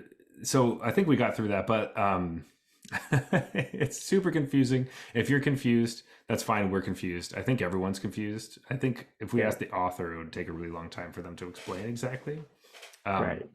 but the good thing is that we did find Teferi, which is what a big point of this whole thing was, is that if we can, which is funny because I thought that getting to Realmbreaker would have stopped the invasion, but then it ultimately is like, let's get Teferi's the most important thing now. Apparently, yeah. It's like It wasn't to use it to take over the world, the Realmbreaker, to stop the invasion. It was to find to find Teferi. Teferi, in which Teferi has been lost because after he used the temporal anchor, he like went in a coma and then like disappeared for a while, and then we haven't heard from him except for Ren was talking to him somehow or knew where he was or something. Anyway, he wound up on Zalfir, which is his like hometown or like his home city or like his home country. It's like a country on Dominaria that while it was going to be blown up by some wizard, Baron or something. I can't remember which wizard it was. Anyway, a Baron is a wizard that was in Teleria, and Teleria got destroyed by Urza, I think, and Teferi. And so Baron decided to destroy Teferi's home. So he tried to obliterate it with the card Obliterate, and Teferi phased it out so that it did not blow up. Um, and then he lost it. He basically phased it out and didn't know where it went because it took his entire energy to phase out an entire country. And because of that, Zalfir has been phased out since the 90s, um, of like our timeline. But like since, those sets, it might have been, was it Mirage? I think they say like hundreds of years It's been a in very long time. like hundreds of years for Teferi, but they're like phased out. So Yeah. So it's all the who, same people he knew at the time yeah. or whatever. And they are now considered their own plane because they are gone. Because the place where Zalfir used to be is the Zalfiran Void, which is just in Dominaria. But they're not. It's so Zalfir is now its own plane. He almost elevated them in a weird way, but Right. that's it's so confusing. But that's what's happened. Um, Yes. and Anyway, Ren is like kind of like in a portal and sees Teferi, and Teferi is like, "Oh, sick!" And like he's living in a plane where Oh, hey, Ryan. Phyrexians have not shown up, and he has been getting all of the Zalfirians to like prepare for battle, and they don't. He's like, "I don't really know when we're gonna fight. I just know we are going to fight, so you should get ready." And then he's talking to the queen, and then like this portal opens. He's like, "Oh shit! Oh, it's right now. It's right now. We should go. We're not ready yet, but we should go." That's basically Yeah. kind of what happens. Pretty much. Yeah. My question is like, is Zalfir like a hyperbolic time chamber? Because it doesn't like progress in time. So they're just training for like infinity, and that's why they're so dope. Well, not exactly, because we also know that, well, because they're amazing when they get there. Yeah, yeah. But like planes time works in different ways. And the only reason we really feel this is because of Kamigawa, right?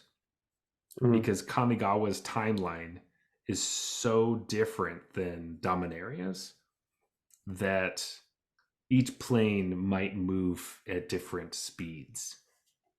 So we don't see enough of it, I think, for it to really play a part and actually matter because we always want to go see our friends. But they Just a line later where it's it's like Teferi's on Zalfir. It's like it's been hundreds of years for him, but for them it's only been an instant, so they don't even know what he's gone through or whatever. yeah. And it's like, okay, so time didn't pass on this place? Like, but then how did you go there and like talk to them and rally the troops? Anyways, whatever. I have no idea. He's there rallying the troops. Ren finds him. It does mention she's only really able to find him because he's there. Like she's following his trace somehow, Yeah.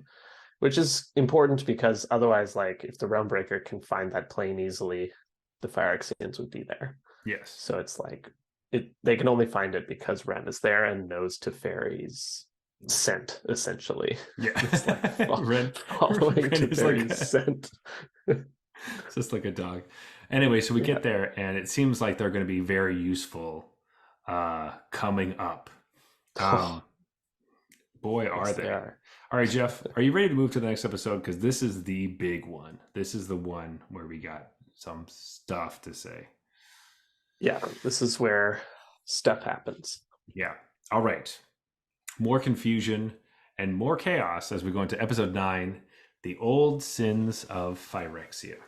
So, of all places, we start with Giada in New Capena. Oh. I feel like this has to be called the Olsons of New Phyrexia. Wouldn't that make more sense? Just as like, anyways. Anyway, but I feel like I would call it that if I was the author. Okay, yeah, it's called New Phyrexia. Sorry, I wrote it wrong. Okay. Fine, sorry. Just like why say old sins? Okay. Okay, that makes sense.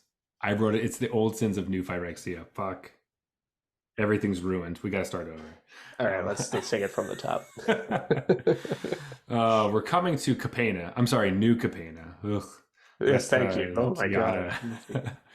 So Giada is a young angel. We've seen her from the New Capena story, but apparently she's too small and young to fight. What the fuck? And like watches from the top of a building. I learned a lot about New Capena in this story series. Yeah, this is so stupid because she's like the reason that Obnixilis can't fight anybody. She like fucking obliterates him in the story. Yeah, and she's not strong enough to fight Phyrexians. This is dumb. Plus, she's like the reason angel decks work in the first place. She's like the angel lord. Yeah, she's like the reason you can play that in Explorer and Pioneer, but whatever. That got me mad. But anyway, Atraxa's army continues to destroy everything, and she's just still there. I thought there was more things that were going to happen with Atraxa. But no. Yeah, so as she's destroying New Capena, the Riveteers have a good plan as they're like disassembling the buildings that they've made, and a skyscraper falls on top of Atraxa and kills her. So it wasn't the angels, it wasn't the demons, it was an actual piece of the city fell on top of. So New Capena, literally New Capena, killed Atraxa. Yeah, and like okay, there's some like poetry here. The abomination that was built on top of her, previous Phyrexians. Is like what kills her, sure. But they had this whole thing that like this whole part of the early stories of Atraxa like not giving a shit about crushing angel statues and getting like halo dust on her that would allegedly like it implies that's like a bad idea. It's gonna weaken her. And like it shows her rage as she's like killing all these beautiful things. Like there's so many implications about what's going to happen, and then it just turns out it's like a building fell on her. Yeah, and she died.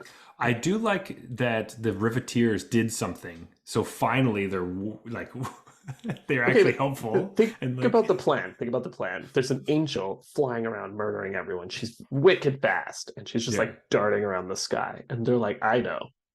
We're gonna like We're gonna bring a demolition crew to the bottom of this skyscraper, and we're gonna hope it fucking hits her. Yeah. Like I guess to what me, kind of a plan is that? it felt more like Atraxa was just kind of slowly flying by while her army did everything, and she wasn't really doing that much I in know, my but mind. then it says like she was too above them, like she couldn't possibly think, she was arrogant basically, Yeah. that she didn't see the Riveteers destroying the bottom of the building. I'm like, but how fucking fast did this building fall? Like, was she not like, and like Move. just glide a little to the side? I don't know. It's so hard to hit someone in 3D like that with this huge building. Like, come on. I just, Anyways, I thought I this was just, hilarious. it seems like a part that they made up being like, in the Nuka Pena story, we didn't talk about the Riveteers. We should talk, they should do something really badass in this other story. And they also sucked in draft. So we should actually we should really give the Okay, Riveteers that's your something. point. I do appreciate that Yeah. as a yeah as a Jund aficionado. I Yeah. refuse to call it Riveteers. Yeah. That's hilarious because that's so not how we felt before, but whatever. I would like to also point out that Halo is fucking useless. It doesn't do anything. It wasn't helpful when we went into like the Dross pits. Like it didn't hurt any of the Phyrexians. Even her army is fine. Like it didn't do anything to them. It doesn't matter. Halo, all of Nuka Pena, like it doesn't matter.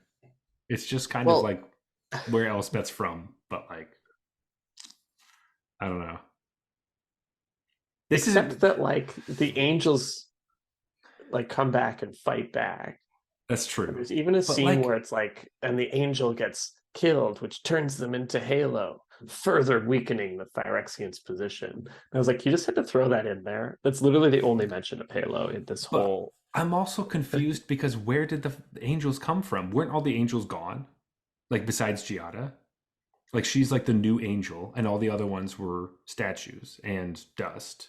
So like who the fuck are these angels? I'm just so confused. I don't understand what's happening because they keep saying angels are in Nuka Pena, but the whole point was that they were all gone and they were turned into the drug that they're selling, the demons are selling. Like I don't understand. I don't. I don't know. The Anyway, angels kind of black. This is why Elspeth knew that Nuka Penna could defend itself, I guess. yeah, because the That the Riveteers. angels would come It's back. the working. No, no, not the angels. It's the working man. The working man is out there getting shit done. You know what? Those Riveteers, they could drop a building on anyone. Yeah. So Boom. Perfect. even a cyborg mecha angel. Yeah. I knew we were going to talk way too much about this. We got to keep moving. Like I just super dumb, but yeah. loved it. Yeah. Anyway, Atraxa's dead. Giada can look into the other portals that are going by, and she happens to see Theros. And as she's looking into Theros, what might happen? We see Heliod, who's Phyrexianized self, and who's there with him?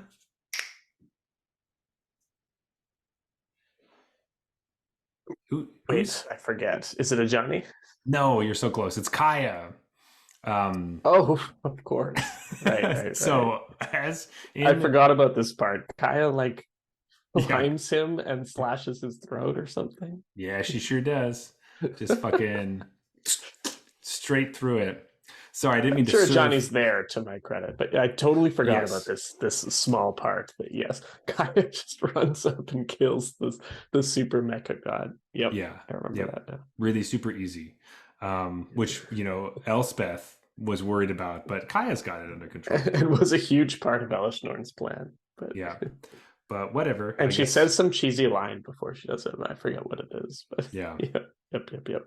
Anyway, I'm sorry for trying to serve that to you and just like didn't for sure give it to you. But no, I definitely should have remembered that because I thought that was like hilarious thing number 2 of this story so far. Because it's like Atraxa dies very easily. Heliod dies super easy. Kaya, as normal, just can't fucking Kaya like slits a god's throat. Like, was he just a ghost? He a spirit? I don't know. Yeah, like, I know that she loves killing ghosts out of nowhere, but come on. Anyway, we finally see Elspeth Tyrell through a portal, and Giada knows it's time. Is it time to fight? And there's that's when a bunch of angels run over to the battle, which I'm like, what angels? But okay, cool. Yeah. Still, show me Um, where the angels are. Um, let's keep going. So we cut to Fairy, yeah, who's with the Zalfiran soldiers, and they're looking into a portal, and the soldiers are running into the portal, which is New Phyrexia, and behind them there's some Zalfiran mages who come along for the ride. Now we're getting into the big battle on New Phyrexia. And boy, has it been a lot of battle for a long time. And it's just, I wasn't even in this war and I feel tired. I'm just exhausted. yeah. Ugh, just talking about it. uh, yeah. So Teferi pops through the portal with all of these people. Of course, it's right there next to Chandra and Khan. And this is my favorite part. Chandra, in the midst of this battle, turns to Koth and says, "See, this is that Teferi guy I told you about who's super strong." And basically, like, I think Vorinclex is like charging him down, and he just like stops Vorinclex and makes a move in slow mo. And Koth is like, "Huh, might have been right about this guy." Yeah. And it was just like so. Oh, God. I just, Super like cringe and cheesy the first time when Chandra was like, Teferi, he's super strong. We're gonna need yeah. him. And And then like the to call back to that of all things was like which, well, what? we knew it was going to happen because it was such a huge, like, it was a signpost, like, plant, like, hey, this is coming back, and this person doesn't think so. And it was just, I was really disappointed. And they both laugh in, like, the Yeah. middle of this battle. And I was like, oh, ha, ha, ha, war. I don't know. It just felt so Marvel, like, Yeah. Yeah. quippy thing. I don't know. And then they even Um, make a like the author makes a comment about how like even Vorinclex looks silly in slow motion kind of yeah. thing. It's And like it's it's a weird it's just some of that weird, it's a weird balance. I don't love it. um like if I was doing this, like I probably would have done the same shit. I'm also not a good writer, so it's fine. But like uh it just has that kind of cringy Marvel stuff in it, which is fine. And I'm going to get to this point. Remind me to talk about Marvel in this later because I have a point to make about that, but I don't want to do it right now. Anyway, so Koth ends up breaking Earth around like the troops basically, and kind of looks at Chandra as like, you know what to do. Let's do it. And Chandra's like, I don't know, but he probably means fire. And then she shoots. I did kind of like that because you always see in like movies and stuff like you know what to do, and then it's like you just became friends like 20 minutes ago. There Yeah, is no way that he knows what. yeah. And in this one, it was like Chandra's like, I had no idea what he wanted me to do, but I blasted fire down the like The the like thing that he opened cracks. up. Yeah. Yeah. And it's like, and then they make like a firewall, and like it like lights some people's weapons on fire or something, and then people are fighting. Yeah, I think that was like incidental. Like the Yeah. Zalfirans just like, all right, now our weapons are on fire. Yeah, it's like sick. So that ended up working really well. But it was just like this weird thing. And then Teferi is getting attacked by Vorinclex, who happens to get out of the time stop for some reason. Maybe because the firewall distracted Teferi. I don't know. He was like, Um, ooh, fire. yeah. And so Vorinclex is running towards him. But then Teferi does like the, hey, look who's behind you. And then Vorinclex turns. And then this Mirren just comes and cuts his head off. Like it's so silly and like what happened? Yeah, Like super cheesy. he's a praetor. He's a fucking praetor and he's one of the best ones and that's how he dies. He's Gotta not be supposed to be a smart one, but it, yeah, I feel like he would have just like gored he to Fairy and then yeah. looked behind him. I don't understand, like he's not smart enough to be like, wait, Wait, oh, what something is behind me? where's the ball? Where's the ball? Like that's Yeah. it's just so I I can't, as a person who really likes the praetors, and like it's just sad to see each of them die in Classic such stupid Zach. ways. Classic evil Zach.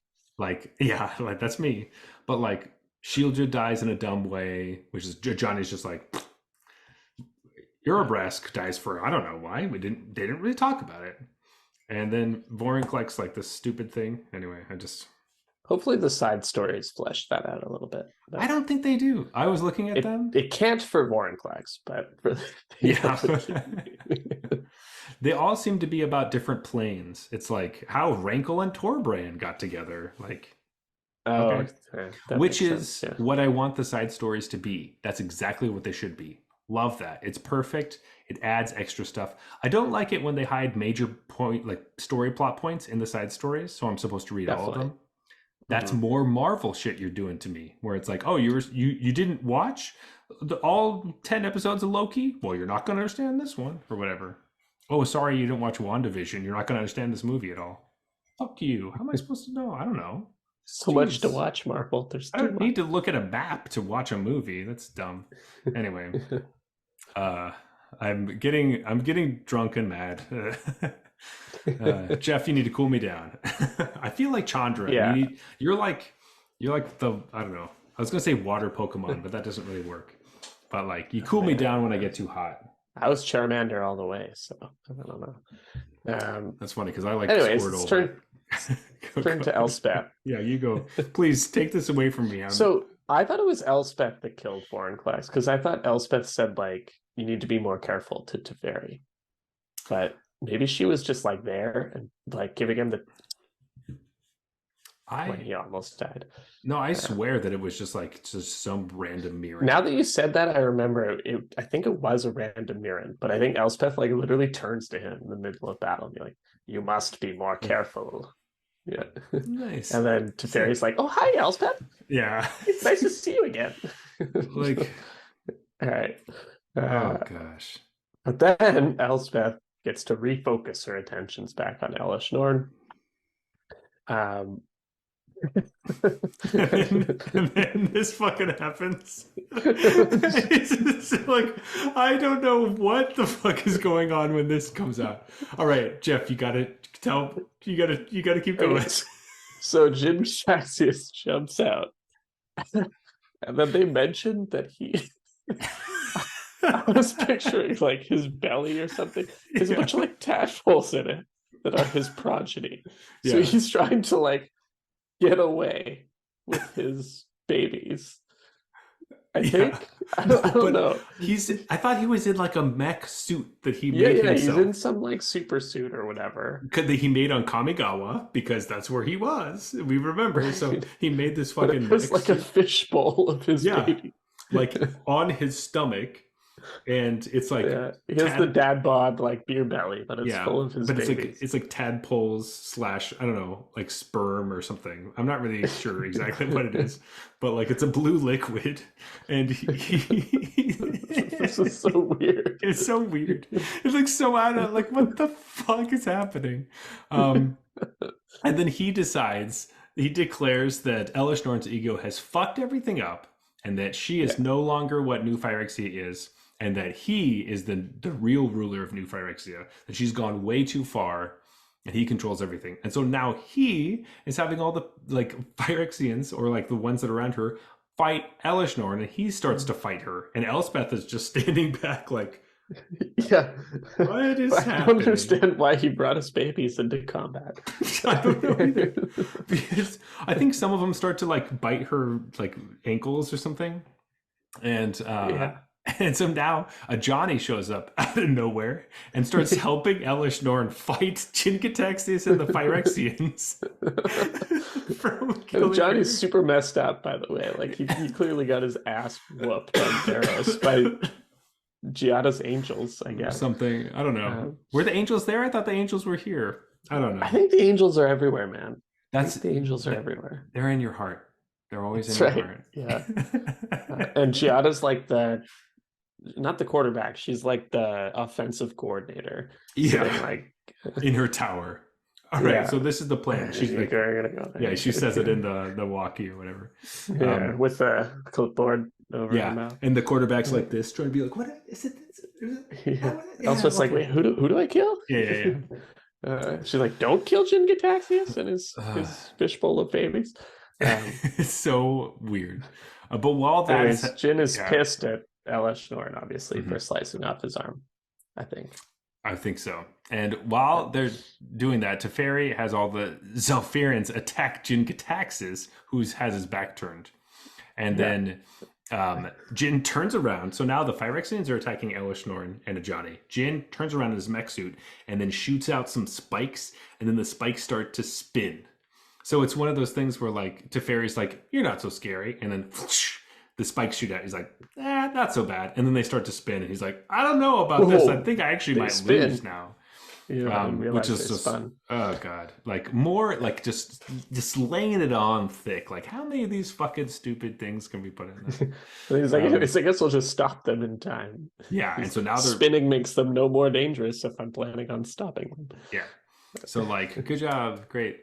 And he kind of ducks under the spikes and things, and there's like some soldiers fighting it, and then out of nowhere, this soldier's like, don't you get to Fairy, you can't, I love him. And then she like jumps into the air with a hammer, and she smashes like the thing that The fishbowl. the fishbowl that like Jinkataxis has his tadpoles in, or sperm or whatever, and they start eating Jinkataxis. They just like eat him up, and he's gone. Like that's how he dies. Yeah.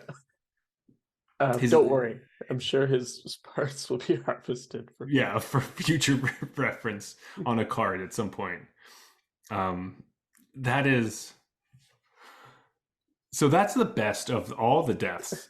That's the best one. Best Praetor death by far. I mean, it's by not far. even a competition. The other three are trash. Yeah.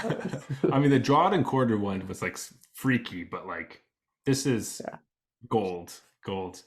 I'm really sad that we don't have like, this should be on a card, right? Oh yeah, this needs to be a card. This is the kind of stuff that we're missing. You know, we need to know that Jinkataxis got eaten by tadpoles. By random babies that he brought into a war. Because for no apparent reason. He thought that they were going to eat Elishnorn, or I don't really know. I think it's only because the author was like, what if he gets eaten by his own babies? Yeah, that's what we're doing. Love it. So before we get into this next bit, it's really important to know that like, while this stuff is happening, we don't really know the full plan of what they're trying to do, but it becomes slowly more important, or we start to realize that actually Zelfir having a portal to New Phyrexia, the point is that they're trying to switch, and they're going to swap New Phyrexia with Zelfir. So as they phase in Zelfir, they will phase out New Phyrexia. And that is what Ren has been working on so intensely, which is why this next bit makes a little bit more sense, which is after the Jinkataxias thing, Teferi looks over to the portal and sees Ren and 8 are there, and they are, they're fucking dead. They are just an ashen statue that has used up the rest of their life force to do the deed, basically. Right. To swap these planes, essentially. Which makes me call into question, is Dominaria just fucking massive that like one of its countries is pretty much the same size as Mirrodin? Or is it more like Mirrodin's kind of small because Karn made it himself? I think that might be it. Also, like the Mirrodin is probably small, but there's so many layers that it feels really big. Right. It's like an onion kind of thing. Yeah. So I think that's probably what it is. But Teferi goes over to the ashen statue of Ren, which is sad. And like, Ren's gone. We really didn't get to say goodbye. It just kind of like happened. And we knew it was taking a lot of energy, but like we didn't realize that Ren was like gone. But Teferi finds a little acorn within her and thinks like, oh, I could grow her again. Kind of like Groot, I guess. For more Marvel stuff for you. That's essentially what it feels like. So now we're at the point where the portal is starting to close because, well, Ren and 8 isn't there to keep it open anymore. And there doesn't seem to be very much time. And so everyone needs to get off of New Capenna, New Phyrexia and get back to Zalfir because Zalfir is part of the multiverse now, and New Phyrexia is not. How they communicated this really crazy plan is beyond me. I don't really understand how they explained it, but he was just like, "Get to Zalfir," and everyone's like, "Never heard of that, but let's fucking do it." You know, like all the Okay. yeah. Hasn't they been gone for a long time? Yeah. Anyway, so they all start to run over to do that, and now Elishnorn is being attacked by her own kind, and I think some of Jinkataxius's little like baby things as well, and her Yeah. legs are gone. So she's like really just fucked. Like she got stabbed in the shoulder. Her legs have been eaten by Phyrexians, and her porcelain crown has been cracked. And it's just like, Yeah. And the thing to mention about Elishnorn is she was like consuming her own minions to like essentially build a Optimus Prime or Megatron kind of super suit for herself. And that's oh been like, right, yeah, it's like whittled down now and it's to nothing. I think the other thing we probably should mention that I don't know if we did, when Zalfirans were like attacking the Phyrexians while they were distracted fighting each other, um, the Zalfirans like whoop a Johnny's ass. And then Teferi is like, no, take him alive. And they throw a fishing net around him right, and right, they right, haul right. his ass in. But I they like Johnny's like knocked out essentially in a fishing right, net, and the Zalfirans are hauling him through that portal. yeah. So they're going through the portal. Elishnorn is crawling towards the portal as she's like her peace meal thing. She's kind of like what Ren used to be, which is funny. Yeah, it's it's Um, it's like very analogous. I think yeah. it's like Elishnorn had built this crazy super suit, didn't Mhm. seem to really do anything or make her any more powerful. Anyways, she did it, um, and then got her ass kicked, and then now she's like Ren without the seven, a very similar Yeah. picture. Or the eight. So Chandra wants to stay and fix Nissa again, which is just Classic. can't just again. We're gonna fucking try to fix Nissa, Yeah, like we're gonna just do it let her again. go. Yeah. And everyone's like, no, don't do that. Whatever. Somehow they make it to Zelfir. I'm not exactly sure how that happens. Um, Karn just rebuilds himself. You forgot about Karn, right? Well, he's still there, and he Yeah. just like He's there. he built himself back up to his normal Karn self from Yeah. whatever was around somehow. I don't understand. Yeah. Um, Apparently, this surprised me as well, but apparently he can just rebuild his body. why the fuck didn't Um, you do that I thought ever? this was going to be like a huge plot point. And the whole time I'm like, okay, how do they reassemble Karn? When are they going to do that? How does that happen? He just does. Uh, he just does it. It's like Yeah. one sentence. So he reassembles himself. It's like, oh, Oh, oh, nice, easy. He yeah, just yeah. decided not to give up. That's all you got to do, folks. If you're Yes. missing all your limbs and your torso, just don't give up and then you'll grow it Yes. back. Yeah. God. In like a minute. Yeah. Anyway, what does he immediately do after he regains his body? So he goes over and he kills Elishnorn. Hmm. Um, he's like, this is again on theme. Elishnorn is kind of his mistake. He is the reason New Phyrexia happened, and Elishnorn in particular. Um, and so, there's the whole sad tale of how he was a war engine, but he didn't like hurting people, so he stopped. He gave that up for good. But in this case, he has no choice but to, you know, if he doesn't kill Elishnorn, this is just going to happen again. Hmm. She's going to rebuild. She's going to, come after them. So he stands there and painstakingly watches as he kills Hmm. Elishnorn. And forces himself to watch it because if you Yeah. don't watch it, then you're just, you need to know the horrors you do in your life kind of thing. Yeah, I And think like he doesn't take want to get responsibility. like attached to killing or something. He wants Yeah. it to suck. Um, he does not decapitate her, like I thought from certain card art that was spoiled. He just kind of like unmakes her, like how he can make himself a metal body. He like unmakes hers essentially. Oh, I thought he was doing that, but he ripped her head off.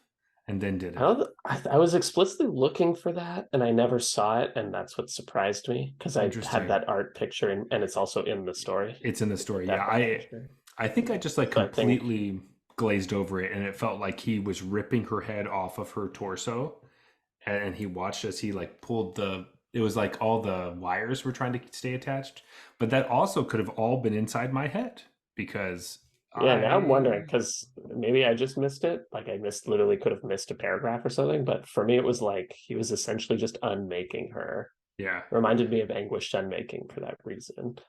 And it was Oh like he essentially made her and he can yeah unmake her. It's kind of the same deal, though a lot less sad. yeah. Definitely a lot less sad. Um, so Karn is thinking about running away from Phyrexia because it was his biggest mistake, and now he no longer wants to run. He wants to right all his wrongs, which is essentially what he's doing. Um, theme of and the the I was going to say whole novel, but whatever, yeah set thing. of stories. And then he walks over to Zalfir, and I still don't really know how Chandra and Nissa went over, but I they don't really did. get it because so there's a portal, but then the Yeah. planes are switching places. Yes. So is it like you have to get on the other plane while it's moving? Like it's two ships passing in the night, but you have to jump from one ship to the other because it's going to So the destination you want. no, they didn't all. So technically, they didn't all have to leave, but they needed to go fight the Phyrexians to stop them from invading stuff. So the people were fighting New Phyrexia, and they just happened to both switch, and then they have to come back. Right, Um, but like I guess I'm confused as if they switched. Like, did you have to jump through the portal before the switch had like, you know what I mean? Like, I don't no, know. I don't think so. 'Cause I think it's just the planes are swapping spots, and it didn't matter which side you were on at any point, um, as long as you're on the right side when it closes. So they are. Right. Yay. Everyone may get back Okay. to That makes Zalfir. sense. They're like rotating around each other. I was Yeah. imagining them like passing through each other. And so No, I'm no, like, do I no. like stay here because this is eventually going to be Zalfir? Or do I go back to Zalfir because that's going to be Yeah, where I want to be? I was thinking that it was like That, this yeah, okay. That's a it better just kind of like visual to flop like explain that. why you Yeah. need to go back through the portal. Yeah. Because it's like there's the tree part and there's like a line where it's like this is no longer the They're multiverse. they're And then rotating around the tree. Yeah. yeah, yeah, kind of. Something like that. Or like a Gotcha. imaginary line in the world or the multiverse. Anyway, that is the end of episode 9. The big battle, everyone is saved. What more could we care about, right? Wrong. Lots of things. We're gonna get to Really? it. Yeah. Oh. But Jeff, we need another beer to get into the shit show that is the end of this story. Oh yes. So let's go get some beer and finish it out. All right, Zach. Up next, we have Le Jas. Lejas. Um, yeah, may have said it incorrectly last time. In fact, I can pretty much guarantee that we did. Yeah. But we've looked it up, and according to the top hit on Google, it's Le Jas. That's the Uh, best we can do. hey, way more trustworthy than us. So, okay, this is a pale lager out of Poland, 5.5%.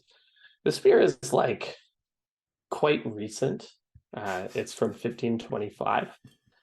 And last time I gave it silver one, you gave it silver two. You were a non-believer. Yeah. So we'll see how we feel about it this time. But Jeff, let's open it up. All right. Okay. We are coming to the end of our story, which may I say, it's always nice doing Drunken Vorthos and having 2 versions or 2 episodes worth is always great. But boy, did we finish out, and in a way we finished. So I'm gonna start jumping into it, Jeff. We're in episode Go for it. 10, The Rhythms of Life.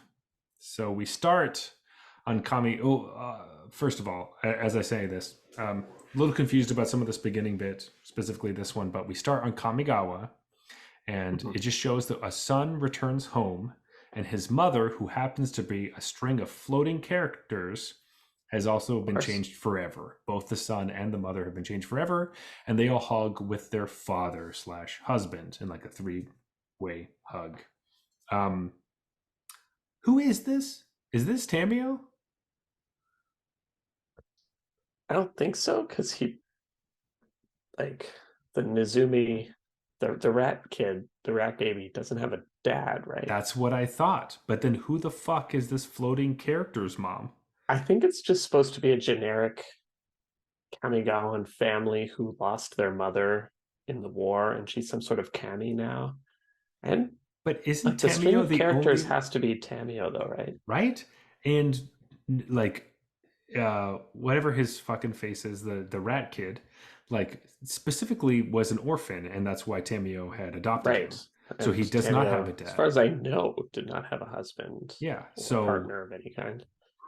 who is like when I first read this, it was like a son has been changed forever because of the things that happened on Kamigawa. He goes back to his dad. I'm like, yeah, and his mom. I'm like, sure, that's the kid with the dog that we met with Kaya. Totally. And then there's this thing about the string of characters. I'm like, whoa, whoa, whoa, whoa. What the fuck is happening? Yeah. I don't know. I think this was a misprint. I don't know what This that's one what it's got about. lost in translation. Yeah. Um, so now we are over on Kaldheim and Best part of the Harald. whole storyline, by the way. Yeah. All 10 Uh, stories this is the best part. Harald stands on the boat. I don't know. Is it? I have some things to say about this, but Harald stands on the boat and he's waiting for his brother Tyvar to resurface from the water, which he dove into to fight Koma the Cosmos Serpent earlier. The There's Phyrexian Cosmos yes, the Serpent. Phyrexian Cosmos Serpent. Thank you. The He's fighting not just killing their world's best defender. as Harald is waiting for him and he's counting like the seconds that go by, the fighting stops and everyone's cheering because the Phyrexian invasion has stopped. Tyvar emerges with Koma's head on like a skewer or something. And then he's basically telling his brother, like, oh, you're never going to hear the end of this one. Like, there's Yeah. nothing you're going to do better than me fucking killing this thing. Because when Which, last we left them, they were in a war and they were doing the kind of like who can kill more Phyrexians thing. mhm. Um, and so when he pops out with Coma, the snake god's completed head, he's like, I literally don't think it's possible for you to ever kill something that tops this. Mhm. Like, given that you can't go to other planes like I can. Yeah. Um, We're going to come back to this in a little bit, so I can't talk about it right now, but we'll get back. uh, So we go over to Kaladesh. So first of all, Kamigawa, Call Time, and Kaladesh. Just too many K's. yeah, I don't need it. Just want to say I'd love that. an update on a plane that doesn't start with a K. Yeah, that'd be great. Paya is on the Aetherflux Reservoir, and she's fighting off a bunch of Phyrexians with just a piece of scrap metal that she found, seemingly. However, last time we saw her, she was plummeting into like a helicopter or some sort of flying device thing. So I guess she survived. I don't know. I guess she survived that. Yeah. Nobody. That was a really Not cool only cliff. that, they explicitly put her at the top of some tower. So it's Yeah. like, did she pull out of the nosedive, learn how to fly the thing, and Did she like, jump out and land on it? Like I don't know. You just like a really cool up to thing you, is reader. happening. Up to you. Again, explosion with Chandra. Somehow things are just it's just done. She's plummeting to her death. Somehow she's not anymore. Whatever. It's fine.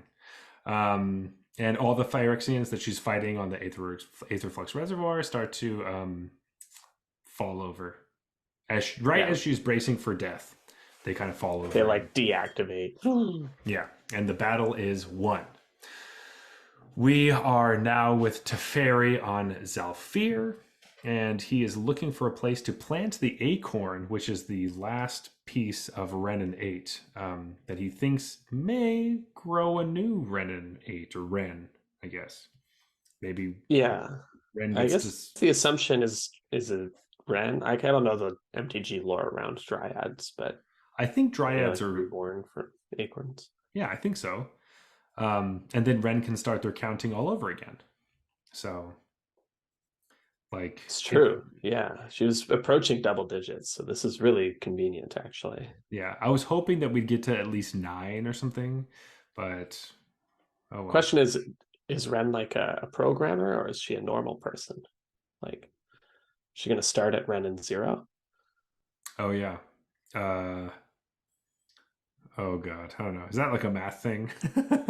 It's a computer science joke. Yeah, I always start it counting is. from zero, and it's annoying. That sounds really dumb. Don't do that. Don't count from 0. There's nothing there. It's just not. We have It's just. one for a reason, guys. Yeah, it's implied. Um, yeah. How many biscuits do you have? I started at 0, but now I have 1 Yeah. and 2, whatever. Anyway, I'm just imagining trying to explain that to a child, which I am in math terms. I'm a child. Um, anyway, so he's Pretty looking. advanced child. Thanks. So he's trying to find a nice spot for this acorn, and he finally finds the place. So he's just like kind of praying and like putting the acorn in the dirt and talking to Ren as he does it. Ren is not talking back, but they have a very special connection, which apparently Ren just has special connections with people. I don't know. I love that. Everyone's just like, I love Ren so much. You Fuck. know, it's Ren just is like, just like, ooh. yeah, okay. Just some. It just There's seems like clearly there's some storylines that I missed because yeah, I don't know what the fuck's going on. But anyway, Teferi, as he's doing that, can hear the drums of his home plane now. I guess it's a plane. And it's just really interesting. It's like this thing where he's been away from home for so long that like the drums are comforting to hear because they remind him of home, but they also feel very foreign because it's been so long. So he doesn't just feel like, oh, it's home. It just feels like kind of a little off, like oh it's right. like I don't know how you feel about being away from home, but like me, I've been away from where I grew up for a very long time, so when I go back it does feel like I've been gone for so long that I don't really know if that's really my home anymore, and it just feels strange. Right. um while also feeling nice, so I kind of get that feeling, and I understand what that's like. um And this is where they mention like he's been gone for hundreds of years, right, and it was but the Zalfirans, it was a blink of an eye for them. yeah. Which is good because I feel like they would be fucking pissed if they got just phased out. Like, and that's what I thought for so long. Like, is he going to go back and they hate him because he did that? Um, so I guess not. No, but that's the thing, right? Like, if time had moved normally and they, it was hundreds of years, so there's multiple generations away, none of them would know Teferi or whatever, That's other true. from maybe some sort of storybook. And Yeah, during the battle, they wouldn't have been like, "How dare you yeah, attack that's Teferi?" that's true. Um, anyway, so when he hears the drums, he goes back to camp and he dances with everyone, and then they tell stories, and eventually, through all that, he gets tired, and then now he decides to go visit Nissa and Ajani, who are in Phyrexian comas, I guess. They Yeah. are, they like keep their bodies. They're still like for the most part half metal, even though people try to take out pieces of metal from them, and they are So asleep. they were trying to fish out metal from Nissa, but Right, I just think from Nissa, Johnny's like pretty much the same. because They were going to get to him if they had time. Chandra But pushed them to do Nissa first because Nissa is more yeah, important, because for whatever reason, I don't know. Um, well, she loves Nissa. I know what the reason is. It's just like, of course. Um, just Nis is the special one for it. And after they look at them and they're like, huh, it's so weird. Like they kind of fell down, and then they're trying to decide why they aren't moving anymore or like functional.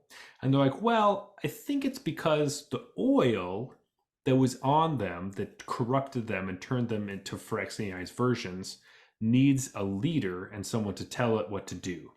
Now, because New Phyrexia has phased out and is no longer part of the multiverse, the oil doesn't know who to listen to, so it can't do anything.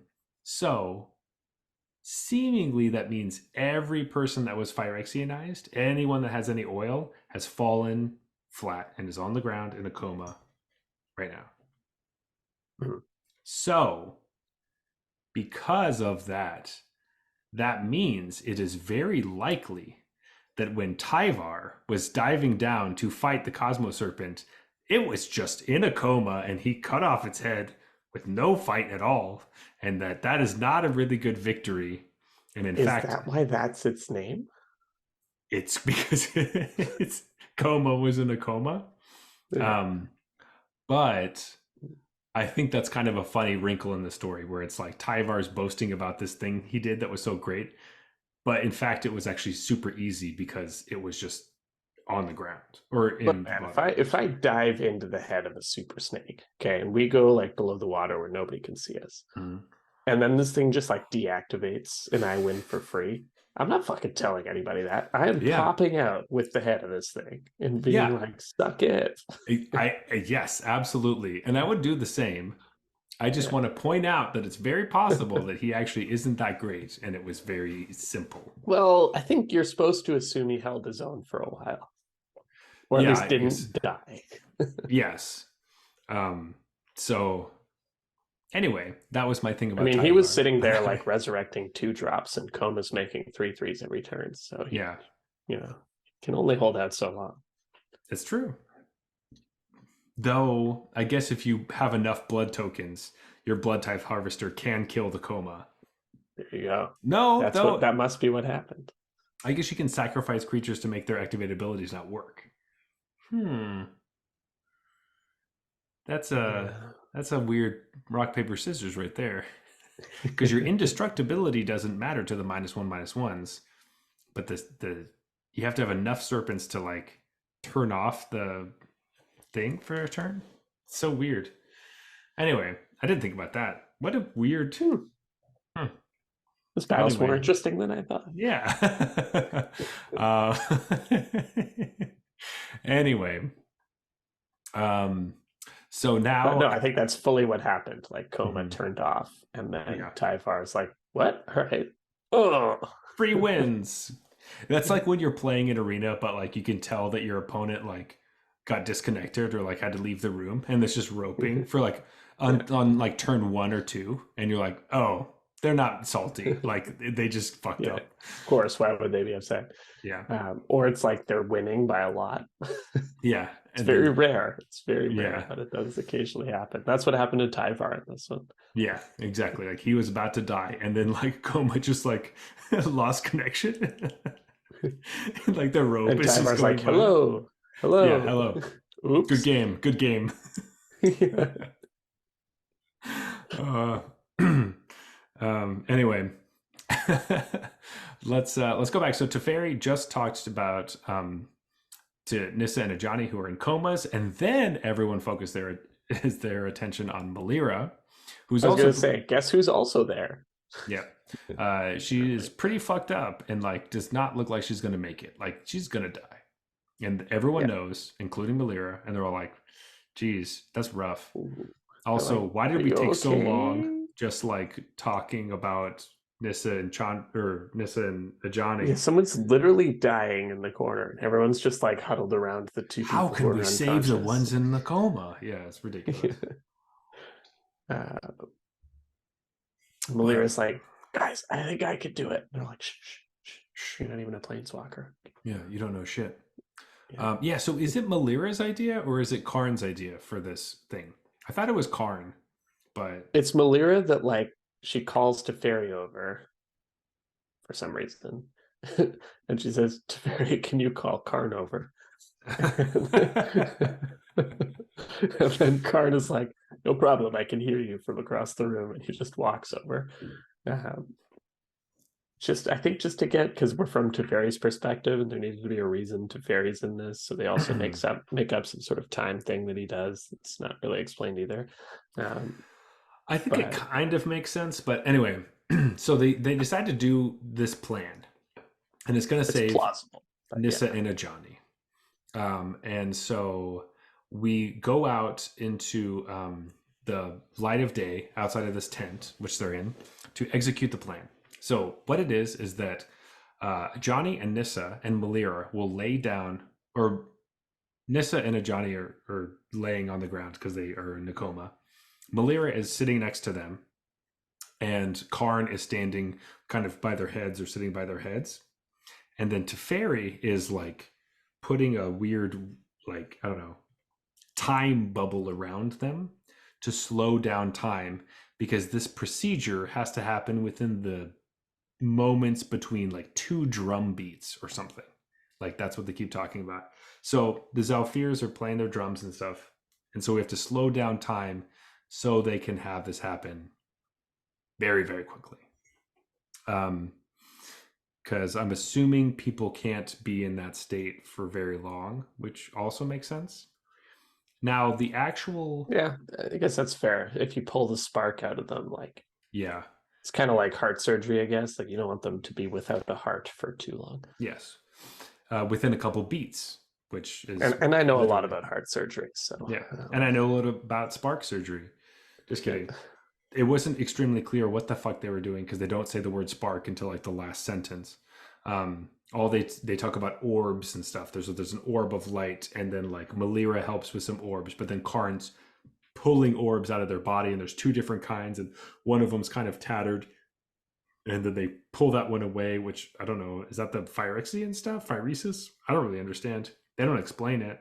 And then they pull out another one, and Nissa's looks really fucked up, and then Karn like gives his spark at some point, but it's really confusing. I think the like TLDR is that apparently when your planeswalker gets Phyrexianized or completed, your spark gets corrupted as well. So Melira is healing their bodies because she can do that and always has been able to do that. And Karn is using Venser's spark that is still inside him to clean their sparks. Their sparks. So they're cleaning the two things of the Phyrexian oil. Apparently, because Karn has Venser's spark, he can do that, but it uses it up, so he will lose Venser's spark. Gotcha. Because they see that Ajani's isn't that fucked up, but Nissa's really is. And so for some reason, I thought that he was giving Nissa Venser's spark to fix hers because it was so fucked up. And then there's a moment where like Melira's falling and Kaya has to jump in to like help her. Yeah. And Kaya is used because she's a ghost form. Kaya just has like crazy powers that I didn't know about. Like she can kill gods, she can restore people's, she can help cure Phyresis if Melira's in a jam. It's very confusing, but in the end, all you need to know is that Teferi slowed time.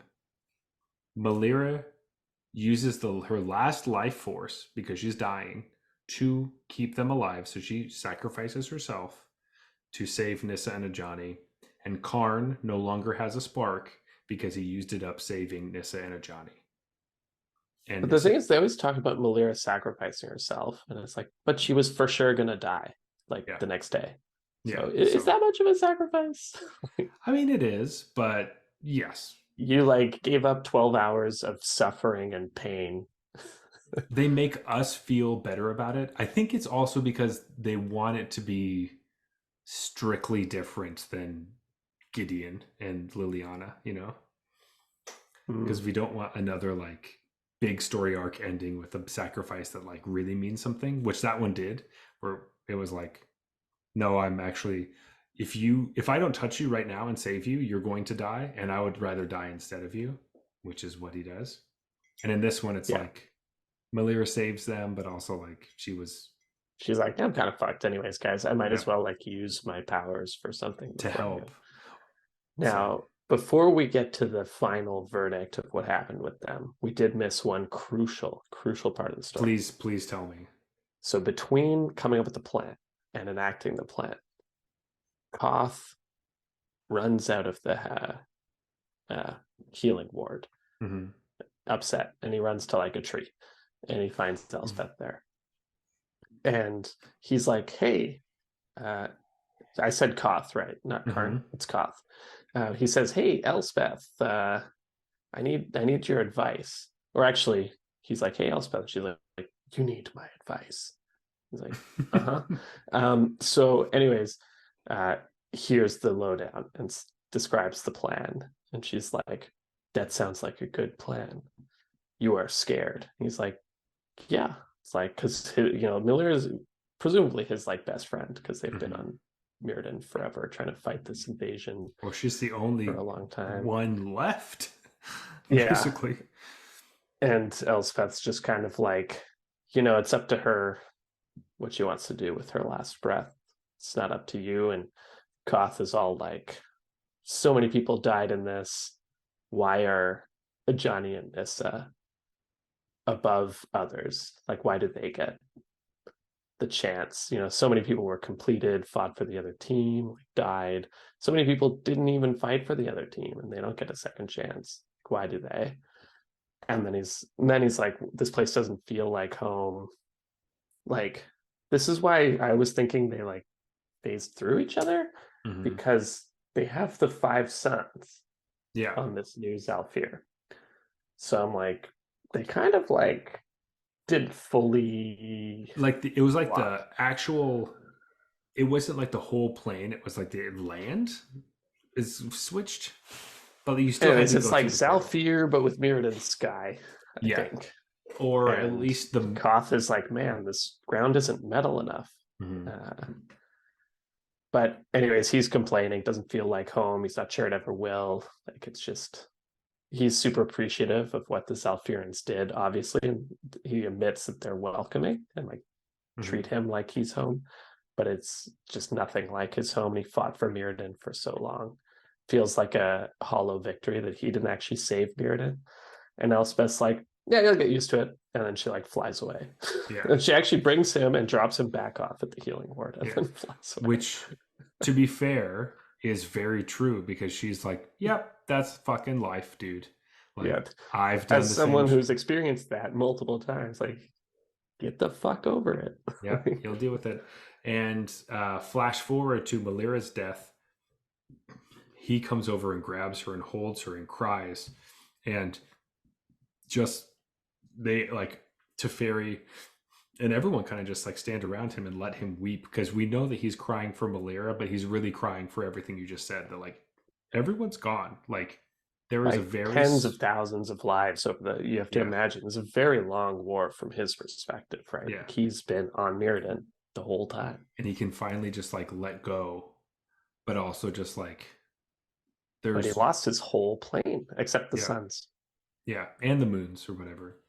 Yeah. But like he because there aren't very there's like I don't know there were 10 with him when they were fighting before. I think there's a couple with him right now, like actual Mirans, and they're like refugees on Zalfir, but that's their new home, and it's just this weird thing, and that's him. But it's good to see Yeah. And the Koth like Zalfirans are like teaching them how to play their instruments and like yeah, I and think getting drunk around a fire and stuff. yeah, It's which like, is great, okay. and it's really nice. It is hard, and it is a big grief, and I'm very happy that we got to have a moment with Koth, who's big macho man, magma, smash ground dude, who gets to let loose and just let go and just like unleash all of his feelings.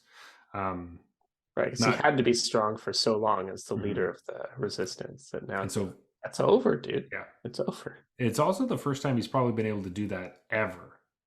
Yeah. So he's finally feels safe enough that he can do that, which is also a telling sign, even though he doesn't feel like he's at home. Um, so that was nice. Yeah. But Elspeth was also like one of his best friends.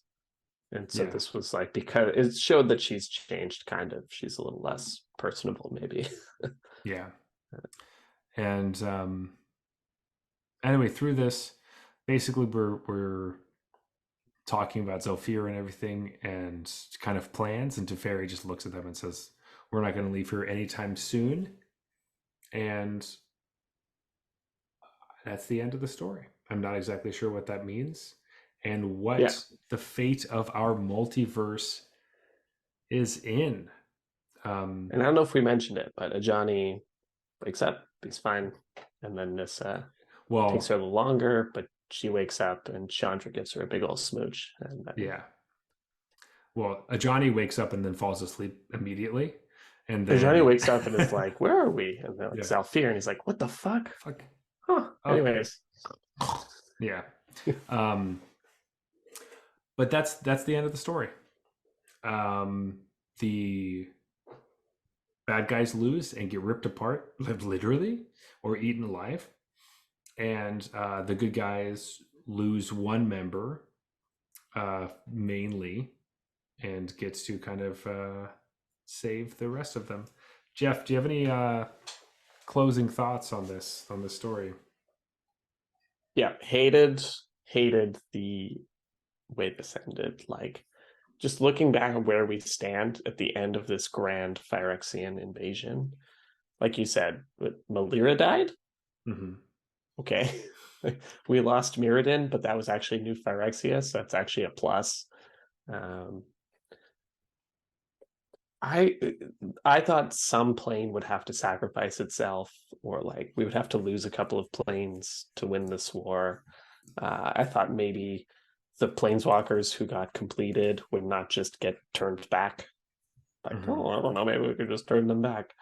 All it would cost us is Malira, right? Yeah. Fucking Malira.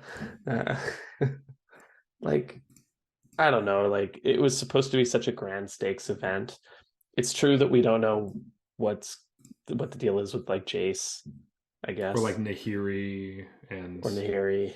Yeah, I mean, maybe if I read the Zendikar one, I'll know. But yeah, like, I you. don't know. This like, it's such a cop out that Ajani and Nissa got turned back. Mhm. That's so lame.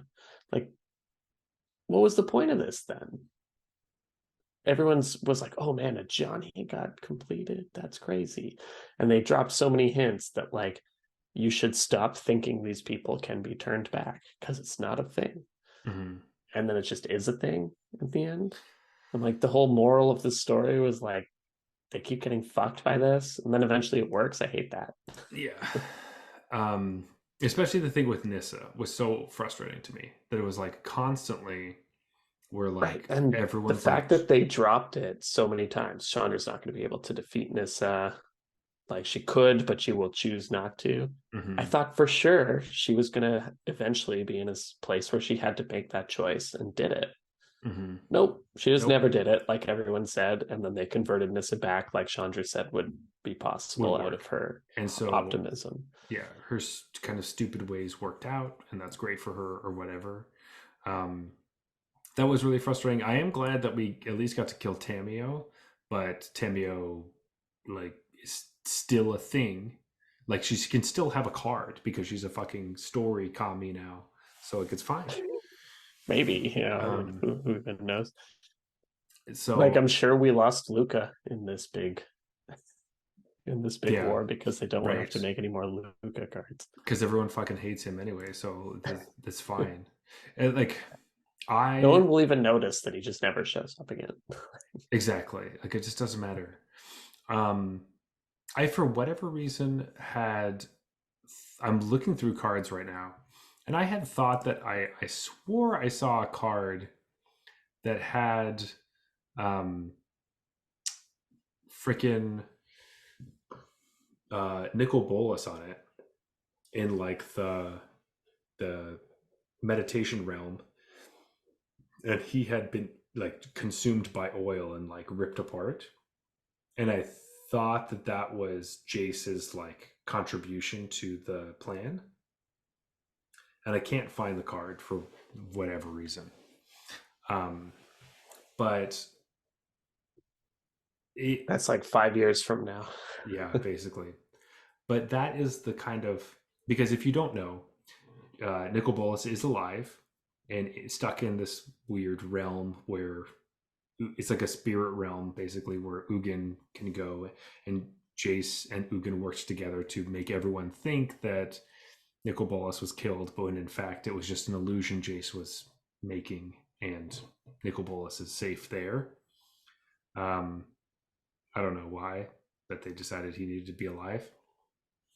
Um, so I thought that he got killed, which I was like, wow, that happened not in the main story. But then now I can't find the card, so I don't even know if that's real.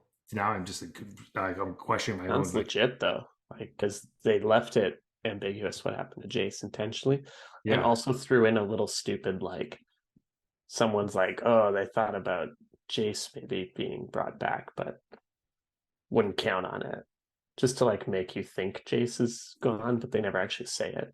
yeah, Um, So for sure, Jace is doing something else.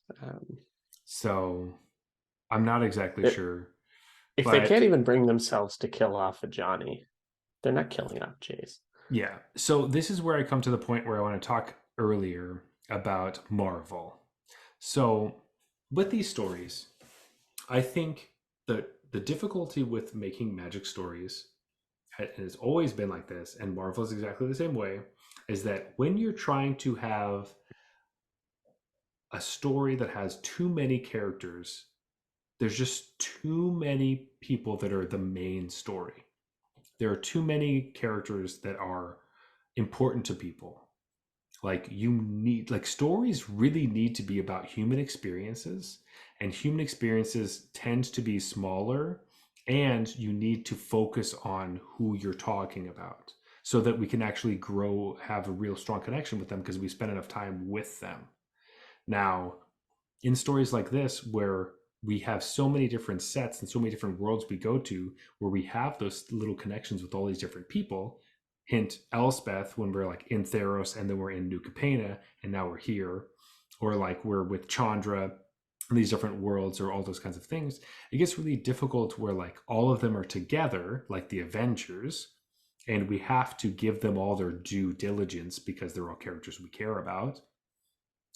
It it dilutes the story a lot because you're so focused on making sure each person gets their spot in the sun that none of the spots in the sun really mean anything, and you tend to get really like just exhausted, and then you start to see like, well, what happened to this person, and there's just too many characters. And that's why I get sad when an event like this we don't take the opportunity to kill off some characters to simplify our story to make it stronger. And Yeah, I know that Magic is just in a place where like you need three planeswalkers every set, and they need to be ones that we know so we can write for them or whatever. But like, don't do something different. only needs to be like one that we know. Like, or just we don't. You know what was great? Remember when we went to Adventures of the Forgotten Realms and we got five planeswalkers we'd never heard of before and haven't heard of since? Awesome. Like, great. I liked those planeswalkers too. Yeah, they were cool because I didn't have 4, 5, 10 other versions of that fucking planeswalker. And you know what? It's okay. Like I get that Yeah. planeswalkers jump around planes for this exact reason, Mm-hmm. but it's okay to just see a planeswalker. Maybe they like that plane, man. Like Yeah. Or like, it's fine. bring them back 5 years from now, whatever. Or kill them. Like, yeah, it was Yeah. cool that like we got Koth, he was alive. Like we had him once and he came back. But like, also, just don't. That And I person feel like what you're died. describing about like people bond with characters, I think it's also true of planes. Mm-hmm. And they needed like, come on, we had a planar invasion. Every plane was invaded. All of them are a little have a little damage, but are fine mostly, is what we're left with. Yeah. Probably. Like I'm sure they're gonna leaving it open for planes that they didn't explicitly mention to just do whatever they want with them. But come on, a few planes had to be lost. Yeah. Sorry, but like they don't have to be totally Phyrexianized, but like the only way to save them from Phyrexia was to Urza Silex the plane or whatever. Like, Yeah. You know which plane we could have gotten rid of and nobody would have cared? the Gobakon. Do you know Gobakon? I do not. Yeah. I was gonna say like the plane that can defend itself because it has all the angel and is so important. Like honestly, if New Capenna was lost in this battle, would that have mattered that much? No, Like, because Halo means fucking nothing. It doesn't I don't know why New matter. Capenna played like a central role in It this didn't. story. It didn't. And it like of all the It's like like the the planes brand we've new. Nobody cares about it. This is the yeah, easiest one to kill off. exactly. We know it's easier to kill off Gobakon, like I just talked about. So this is the plane where Teo is from, who I know you hate. So Fucking yeah. So Teo so, was the main I hate character. Teo's light shield. Okay. People thought it was good and it was bad. Yeah.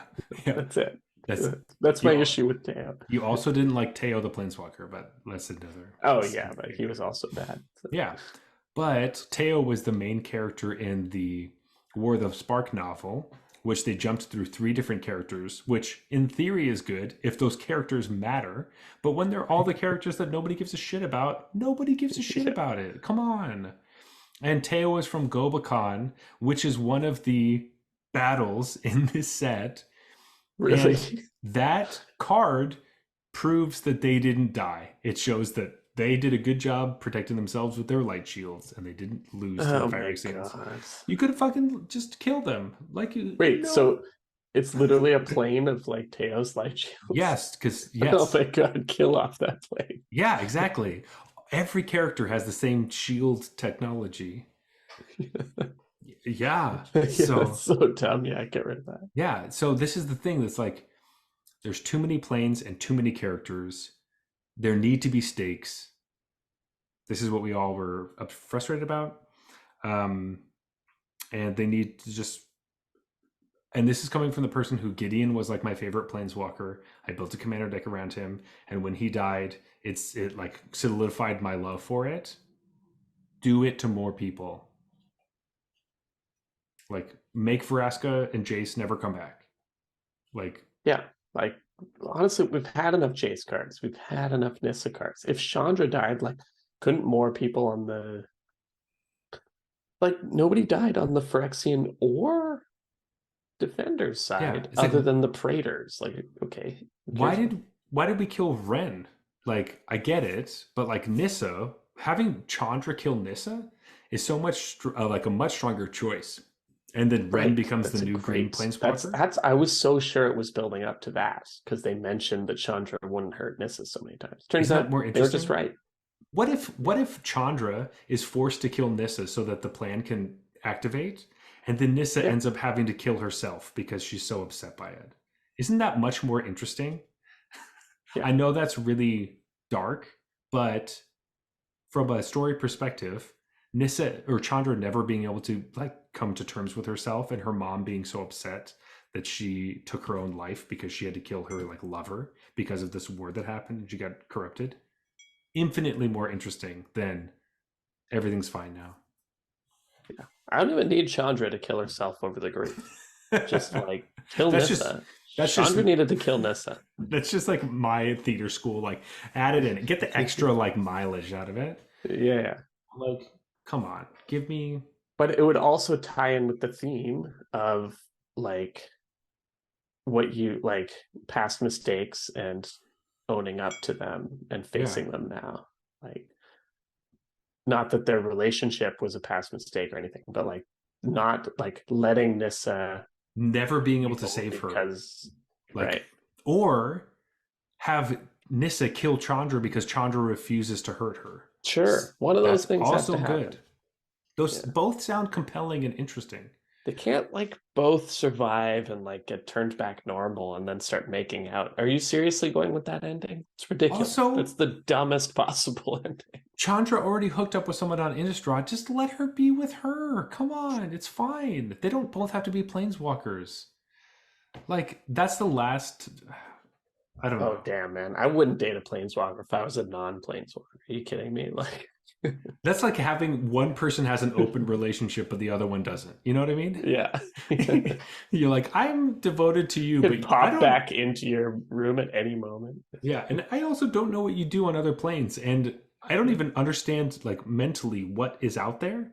What And that you, even means? Yeah, yeah, it's like the movie Her, but if they kept dating, where she's like a robot and like I don't. Have you not seen that movie? I think I've I talked have about not. this before. Okay, well, No. she's just infinitely more complex than he is because he's a human and she's a robot or a computer, so she like just can learn things in an instant, and like it's just she just can be bored talking to him. Anyway, we've gotten off topic, which we always do, which is great, and I love it. But I think, Jeff, we should probably put an end to this episode because it's been long. It's been hard, but we got through it, and I'm uh I'm ready to hear the aftermath story. Honestly, I'm ready for Yeah, this is the first time we're getting a separate story for the ending of another story, which is crazy. It has 50 of its own cards with it.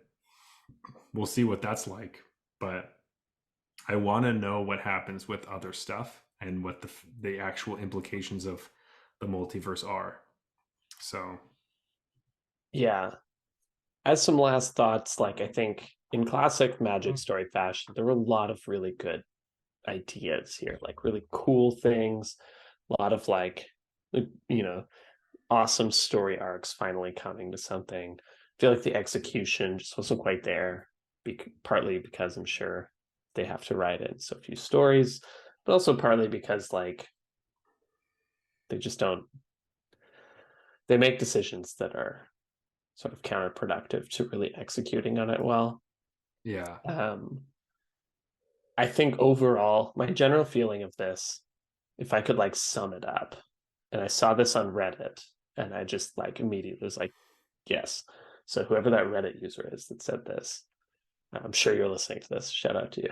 Um, but they said like this story promised like universal warfare and delivered sloppy heist movie where you're like it's a mad dash to the realm breaker. First you're trying to sneak in and take over the realm breaker, but Mm-hmm. you get caught, and then it's like protect me while I go get the realm breaker.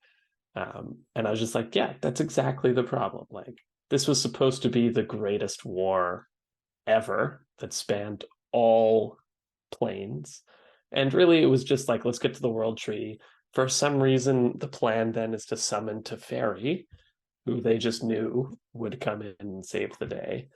And he even came in with like a few hundred or like 1,000 Zalfirans against the 10,000 Phyrexians or like 100,000. Like they made Phyrexia just went from like unstoppable force. They really did a good job painting that picture to like a bunch of whiny bitches in like, I don't know, a few Mm-hmm. seconds. Like, Yeah. um, yeah. Though I can't think of any fantasy war thing that isn't like that. I think it's fairly. It just Yeah, feels. it's very like Gandalf comes back with a few hundred riders. It's like the orcs still outnumber you like 5 to 1 instead of 10 to 1, right? Or like, it's Yeah. still like 8 to 1 instead of 10 to 1. Right? It's like, yeah, but they're the inspiration of these Yeah. people coming through. Exactly. And It's this the time I really do mean Gandalf, by the way. yeah, not Dumbledore Yeah. with his Yeah. army, Dumbledore's army.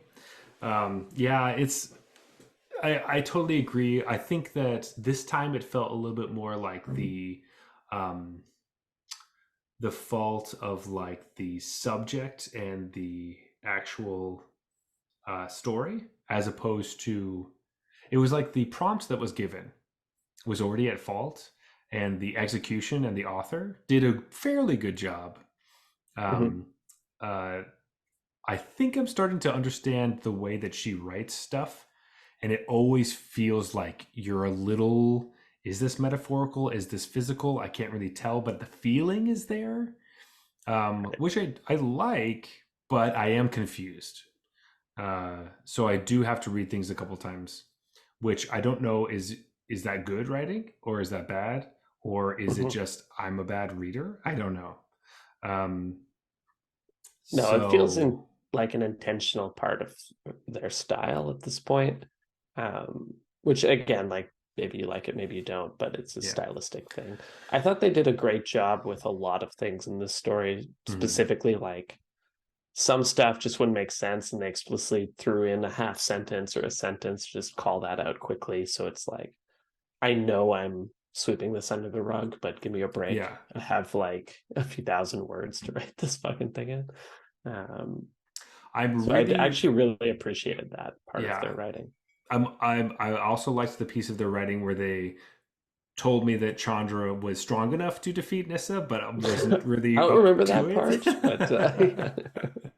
But anyway, I think we've harped on this too long. I think we need to get to the end. Let's go to last call and Yes. wrap up this episode so that we don't kill all of you.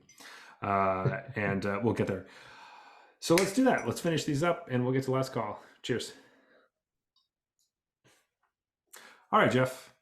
We got Kazel as our last beer of the evening. We got that goat. It's Yeah. the goat. I Just mean, kidding. It's this actually is the not. goat, Kozel. Which means goat. I'm pretty sure, if my memory serves me correctly, I did not look it up again. Um, but it is a lager from the Czech Republic. It's 4.6%, and it was founded in 1874. Downright recent. We both rated it Silver 2 in our previous episode, so we'll see how it holds up to all these. Obviously they're all really good. Some of our second rack of Drunken Vorthos is like, you rated it high, I rated it low, and we're kind of in this weird middle area, but all of these ones were pretty high up. So yeah, these ones all did well. We'll see how this goes, but let's crack it. Alrighty. Oh man.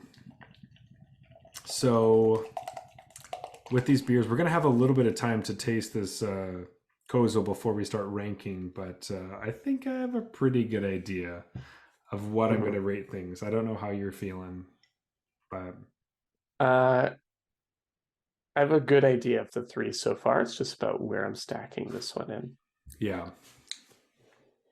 Yeah. Okay. I think I'm ready. I think one sip was enough for me to know where we're going. All right, well, let me catch up here. All right. You do that. As you're doing that, this is one of our last Drunken Vorthos episodes with these beers. So we've actually come to a close of our second bracket from the original ones we started. So after this episode, we will have 4 beers that are our top contenders. So then really what we need to decide is whether we're going to do those 4 beers for another last episode, or we take those 4 and we start a new bracket and work our way up to. So is that 4 first places, or do we take like all the first and second? It'll be 4 first places, because I think so you can take the first and seconds and do like semifinals, I guess. That's true. We could, or we can start, because there's so many silver beers out there. Like there's a bunch we haven't tried and done on the show. For sure. We can keep our top 4 and have them battle out the other top 4 from the other bracket. That's it's a longer kind of a dream, but it's. I feel like the fans demand a winner sooner than that. Interesting. Okay. Well, we'll. So we could choose the winner of this 4 and then start another bracket and try to take down that champion. All right. Season 2 kind of thing. I like that season 2.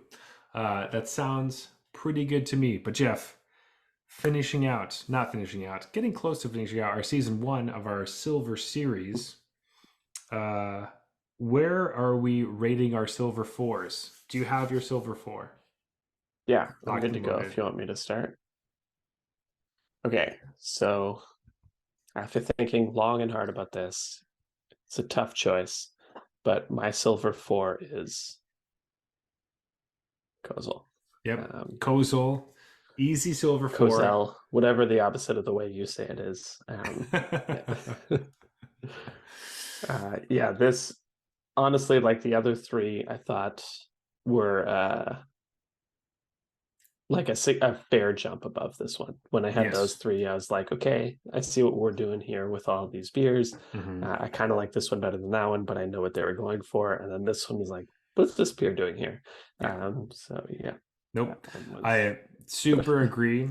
Kozel, definitely Silver 4. I knew it immediately when I tasted it. And a couple of sips, and you're like, nah, this is not in the right ballpark. This is like the farm team or something.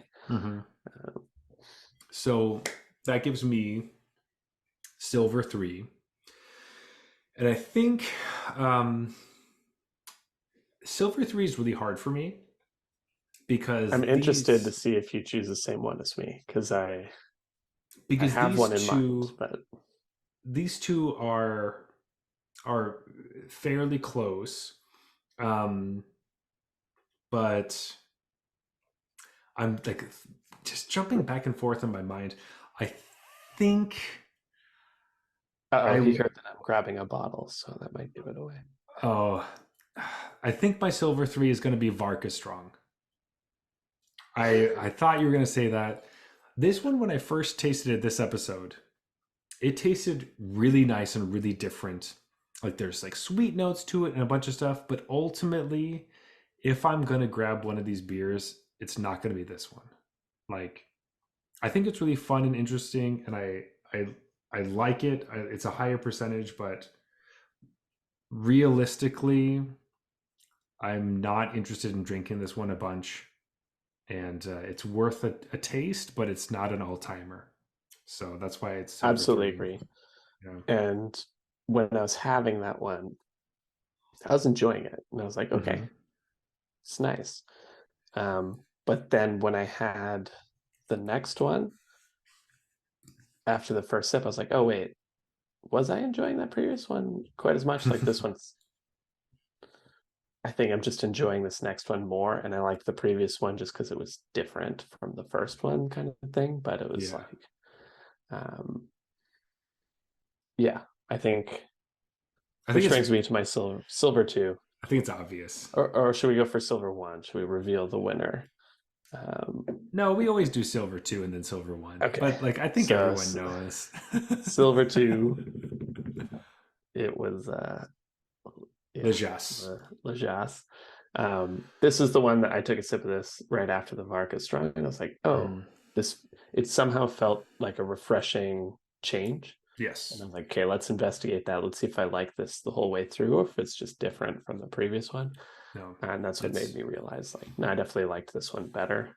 Um, Lejas. but honestly, like, I came in with an extreme bias, but I was also, I think, proven right. Like this beer is just better than the other ones. So number one is, Hacker you Shore. say it because this is yours. So Hacker Shore. yeah, Buddies, this ladies and gentlemen, find this beer, drink this beer. I'm not even kidding. Like this is so good. I like legitimately it's so like we were talking about should we even keep this in the silver series because it should not be silver beer? Like right, that's how good it is. and like coming into tonight because you've had it more than I Yeah. have because like they It's sell it at your local liquor store and they mhm, don't at mine. Um, and we learned after the first episode that we did this that you like it. mhm. So I was ready to come in with the bias that this is probably going to win, but like it's probably not that much better than the other ones, like Zach is saying. And then I was like, oh no, this one is just a lot better. It's just a much better beer than the other ones that I'm drinking. I don't know if it's because it's like unfiltered, it gives it more flavor. Maybe it It has a just much has the right balance on everything. I feel like you're absolutely, it just doesn't taste like a macro brew, really. yeah, I Like think it if a microbrewery sold me this, I'd be like, damn, they have some promise. I'm going to try their other stuff.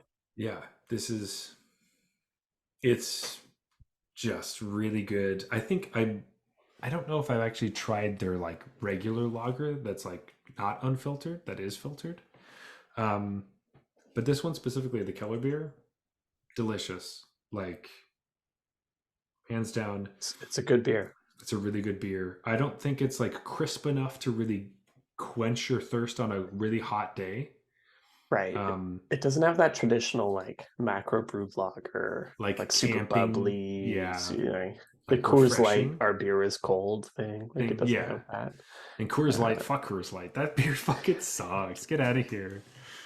I mean, when your Like, marketing campaign is about how cold your beer is, it's like oh, that so part's it not up tastes to you. yeah, exactly. You. It has nothing to do with you.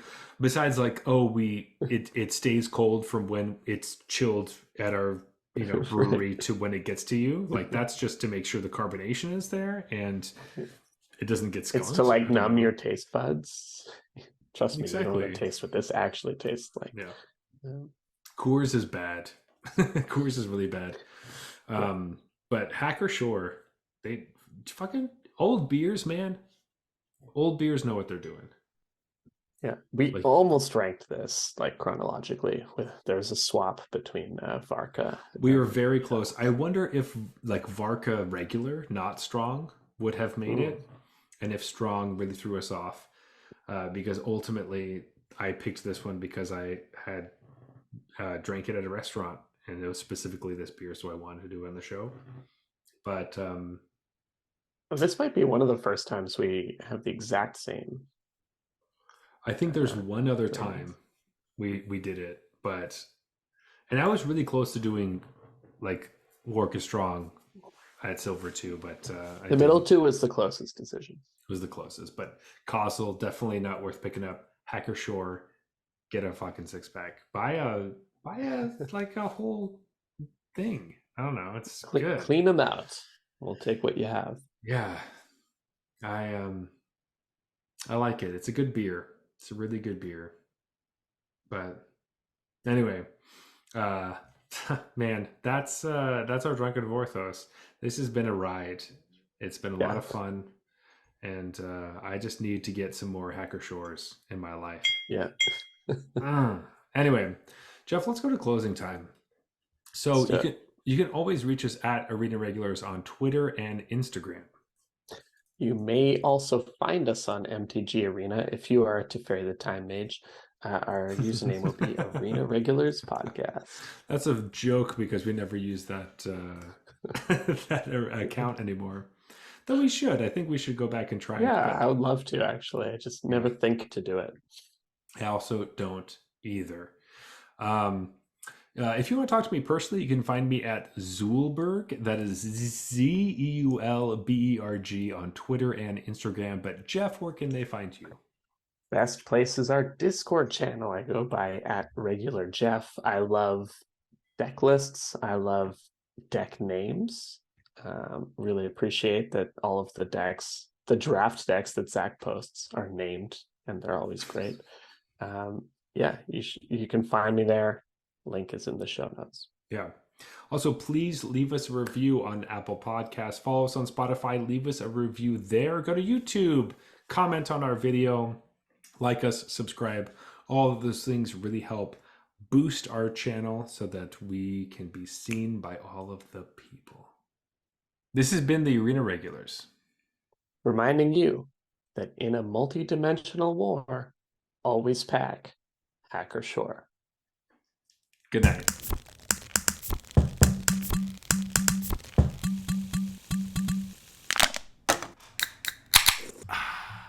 All right, that's fine.